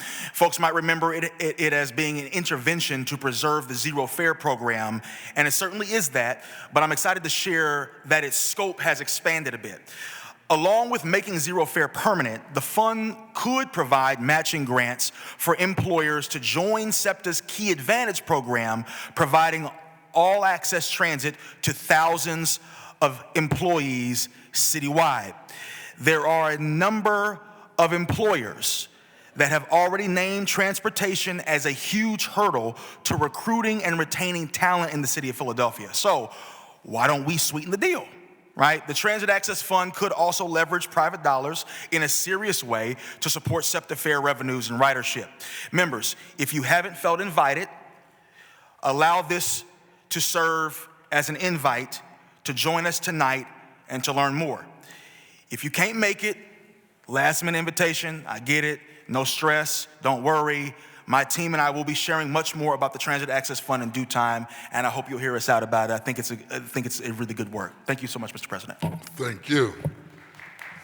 Any speeches on behalf of the majority? The chair recognizes Councilmember Dr. Anthony Phillips. Thank you, Council President. Before I begin, I want to recognize and extend my deep appreciation to Pastor Lynn Parks from Oxford Circle Mennonite Church who prayed today. She's a longstanding member of our community, and we appreciate her. She was joined by her husband, Pastor Vance Parks, as well as Pastor Ron Tinsley, who serves there as well. We're grateful for the leadership and for the spiritual grounding they provide to our communities. I'm also thankful for Councilmember Nichols' work and also Councilwoman Kendra Brooks. We're constantly always trying to figure out how to work together, and bring ideas together. And I think that I appreciate Councilman Nichols' work, shout out, because when we work together as a city, we are much better. Yesterday, our office was proud to deliver more than 200 turkeys to schools, community organizations across the district. This would not be possible without the hard work and support of our team, especially a dedicated volunteer in our office, Ms. Celestine, along with Enon Tabernacle Baptist Church and Mr. Mack and the Mount Airy Concerned Neighbors. I know that during this time of the year, folks aren't just calling their state and city officials for help, they're also calling our schools, community organizations, and committee people. That's why this year, I wanted to make sure our partners have resources they needed that directly support our neighbors and ensure families in our district can have a wonderful holiday. I'm grateful that our colleague and neighbor, council member at large, Isaiah Thomas, is hosting a turkey giveaway in the 9th District this year. I am incredibly thankful that he's doing it with State Representative Andre Carroll. The turkey giveaway Councilmember Isaiah Thomas is hosting in our district is on November 22nd from 10 a.m. To supplies run out, basically. Is at 5801 North Broad Street, Philippian Baptist Church.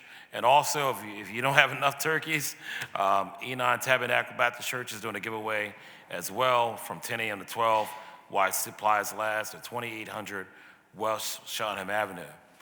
Today, I introduce a privilege resolution honoring Inner Strength Education on a celebration of its 10th anniversary as part of our City Council Children and Youth Spotlight. As the chair of Committee on Children and Youth, it is especially important to me that we uplift organizations that are strengthening the emotional, social, and mental well-being of our young people. For 10 years, Inner Strength has equipped Philadelphia's youth with mindfulness-based social emotional learning, trauma-sensitive mentoring, and whole-person developmental tools. Their programming helps students manage stress, build emotional regulation, and deepen resilience and navigate adversity with a sense of calm, confidence, and belonging. This is what it looks like when we invest in the whole child, not just academically, but emotionally and socially as well. And before I close, I want to recognize that Ashton Bibbs Wilson, a student from my alma mater, LaSalle College High School, is shadowing our office today. Ashton is a Germantown resident in the 8th District. He has clear and growing interest in government and public service.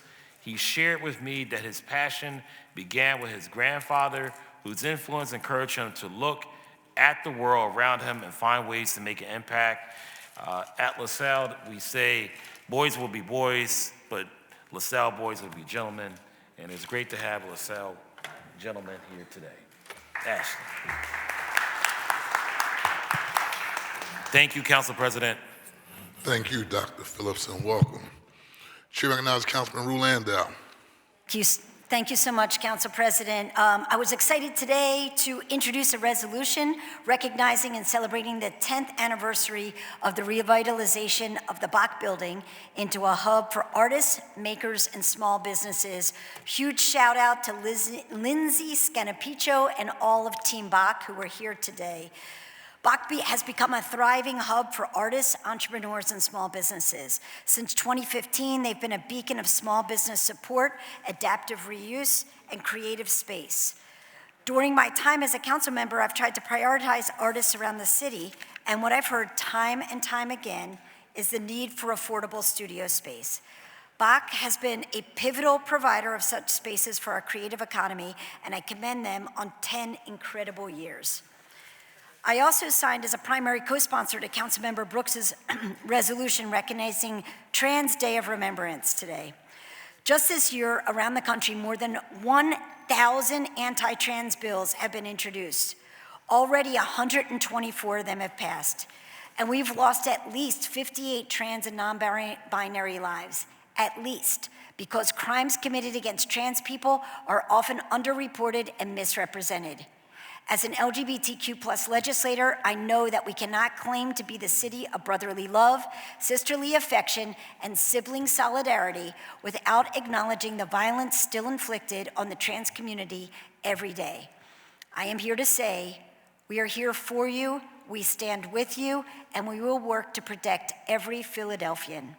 If you'd like to show your support, please join myself and Councilmember Brooks and other members of advocates on the South Apron by the Caddo statue for a press conference immediately after session, meaning now.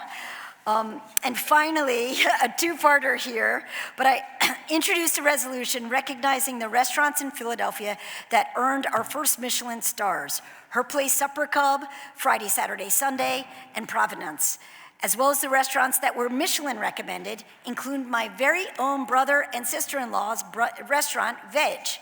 Congratulations to our winners and those who were recommended and made it to the guide. This is a big accomplishment for Philly, and I commend you for your prestigious contributions to our food scene. Thank you to Carlos, Nick, and Chad, who joined us in council today, and thank you, Council President, for your collaboration on this resolution.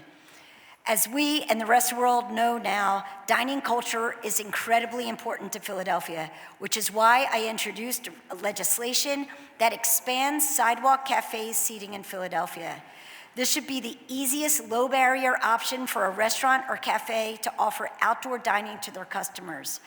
I've spoken to all our district council members, BIDs, civics, RCOs across the city, and hundreds of owners and operators, and many more about this, and I look forward to engaging further around this as we head to committee. Thank you very much. Thank you. Chair recognizes Councilwoman Dr. Nina Ahmed. Thank you, Council President. I want to begin by recognizing the significance of the vote we took today. This body passed my legislation, Bill number 250849, to protect workers from discrimination based on menopause, perimenopause, or menstruation. These are not niche issues. They are everyday realities for a huge share of our workforce. And for too long, people have been expected to push through silently or pretend nothing is happening. Recently, WHYY covered my bill, and out of curiosity, I took a look at the online comments. And what I saw there was exactly what many workers deal with behind closed doors: sarcasms, jokes, and a whole lot of dismissive remarks from people who clearly have no idea what these experiences actually involve. Most of these comments came from misogynists, and honestly, that didn't surprise me. But it did reinforce the point. If strangers online feel free to mock something so openly, imagine how comfortable people feel making those comments in workplaces where women and impacted people don't have power to push back. That's why this bill is necessary. It's about making sure workers are not punished or belittled for changes in their own bodies. It is about dignity. It is about treating people like human beings, and today, Philadelphia took that seriously. I thank all my colleagues for that. I would be remiss if I didn't also highlight the resolution Council passed today, calling on Pennsylvania General Assembly to act on House Bill 1286. This bill would require human trafficking awareness training for hotel, motel, and short-term rental workers. These are the people who often see the first signs: someone appearing distressed, someone being monitored too closely, someone not allowed to speak for themselves. Training them to recognize those moments could make a life-changing difference. This is not complicated or controversial. It's a common sense, and we are urging Harrisburg to move. Again, I want to thank Representative Young for her steadfast leadership on this issue and for joining us today to express support for my legislation. Together, we can work to combat human trafficking once and for all in Philadelphia and the Commonwealth. Thank you, Council President. Thank you. Chair recognizes Councilman Jamie Gaultier. Thank you, Council President. Water is a basic human right, and we are lucky to live in a city where our water system belongs to taxpayers, not corporate interests. But water rates increased 9.4% in September, and another rate hike of 5.5% is slated for next year. This means even more working families pinching pennies just to pay the bills. And for those already beyond their means, it means dry pipes. Every Philadelphian deserves water.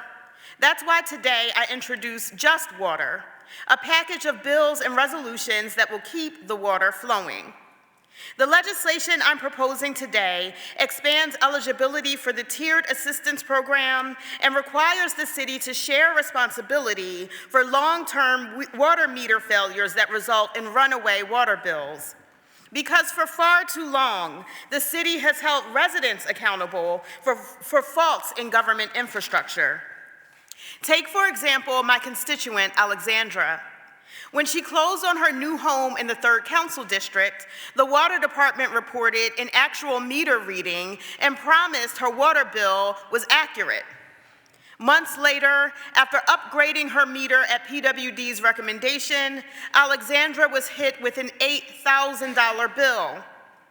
Even though PWD told her otherwise, they reversed course and said the old meter in Alexandra's home had not been transmitting information for 8 years. As the new owner of the home, the city told Alexandra that she is responsible for coming up with $8 grand, even though she did everything right.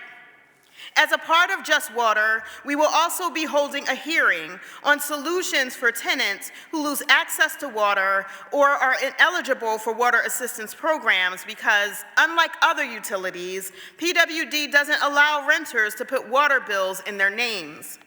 Rick, a longtime West Philadelphia tenant, lost water service because his landlord stopped paying his water bill.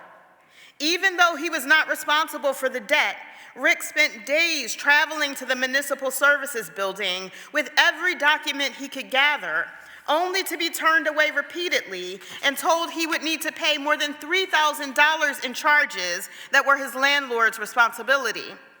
After completing a meter upgrade, PWD still refused to restore service because Rick's landlord did not have a rental license.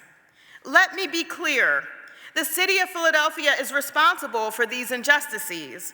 It is a choice that we have allowed these policy failures to continue for so long. And I hope that through Just Water, we will make sure that every Philadelphian has access to the clean, affordable, and reliable water they deserve. I want to thank my co-introducers, Council members Kendra Brooks, Mike Driscoll, Anthony Phillips, and Nicholas O'Rourke. I also want to thank my co-sponsors, Council members Rue Landau, Isaiah Thomas, Ketsi Lozada, and Mark Squilla, as well as Community Legal Services for their partnership. I also thank my Director of Constituent Services and Engagement, Alexis Wright-Whitley, the brains behind Just Water. My mission as a council member is to bridge the divide between the community and City Hall. And this legislation, born from the issues my constituent services team gets calls about every single day, is an example of this philosophy in action. Thank you so much. Thank you very much. Chair recognizes Councilmember Jeffrey J. Young.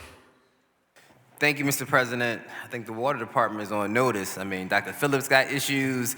Councilwoman Gadia has issues. I introduced a bill to make sure that they can't charge late fees. So we're gonna have to figure this out in the city to make this city much more affordable for its residents here.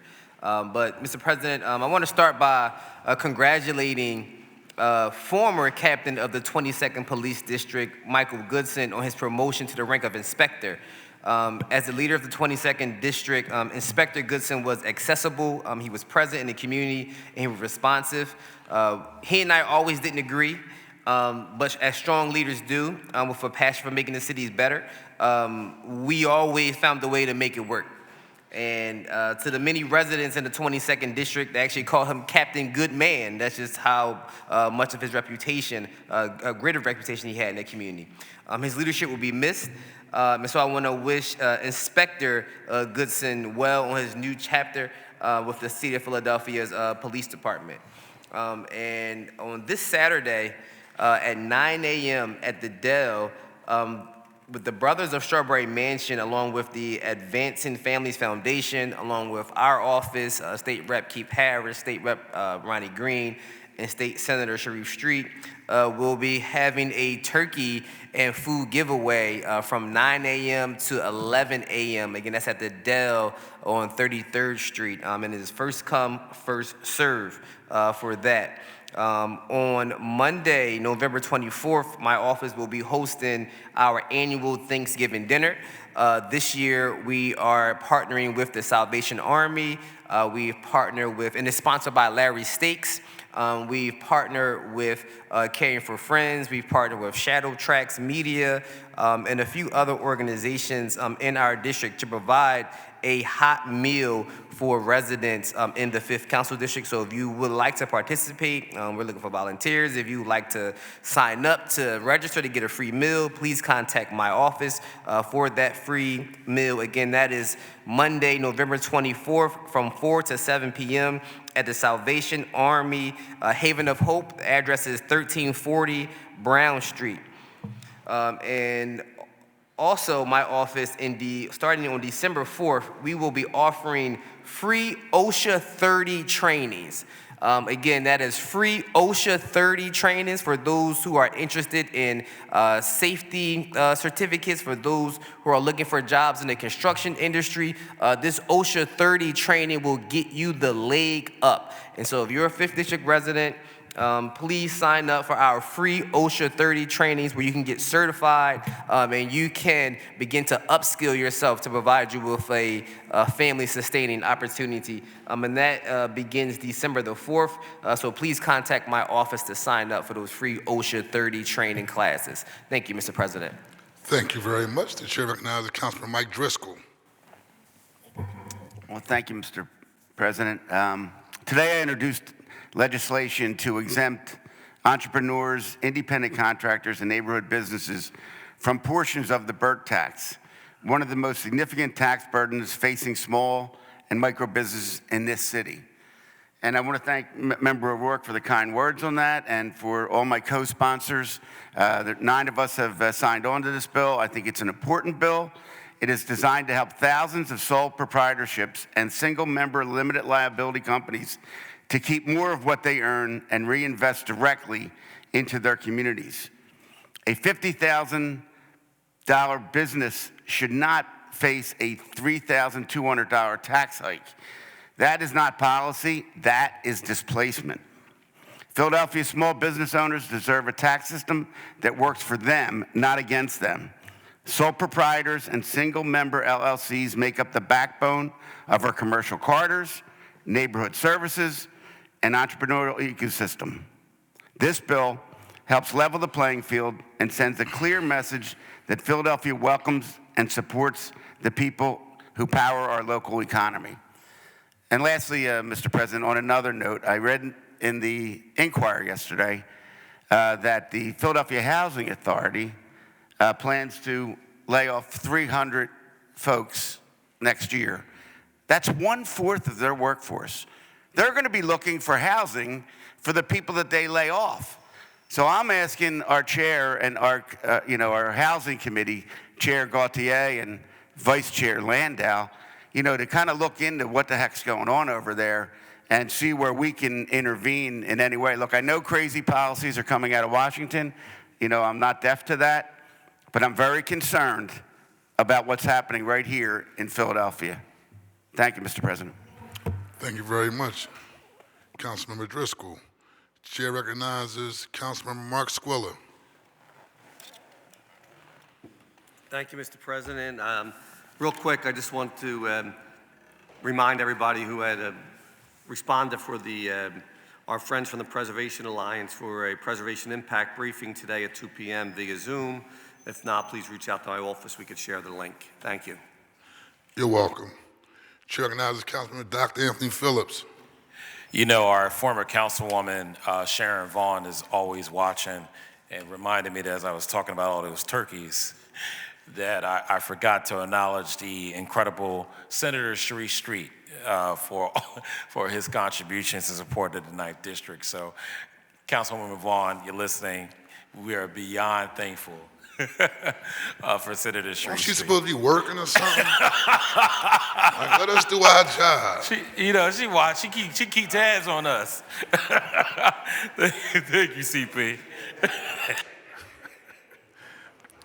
Thank you, Dr. Phillips. Member Vaughn here in spirit. There are no more speeches. The chair recognizes. Everybody have a good holiday if you celebrate it or not, but enjoy your time off. The chair recognizes Councilmember Isaiah Thomas for a motion to adjourn. Yep, Council President, I echo your sentiments. I just want to wish everybody a good holiday. Say thank you to all of the Sergeant of Arms and Tech team, wishing all of them a good holiday. And on a personal note, my Chief of Staff, Don Miller, had her baby today. Oh, congratulations. So go ahead and say congratulations to her, too. So with that being said, Council President, and one last thing. Add me to the choir for the water department. We'll talk about that later. So I'm on the list too. With that being said, thank you, Mr. President. I move that council stand adjourned until Thursday, December 4th, 2025 at 10 a.m. It has been moved and properly seconded that council stand adjourned until Thursday, December the 4th at 2025 at 10 a.m. All in favor will signify by saying aye. Those opposed, the ayes have it. The motion carries. Thank you all very much.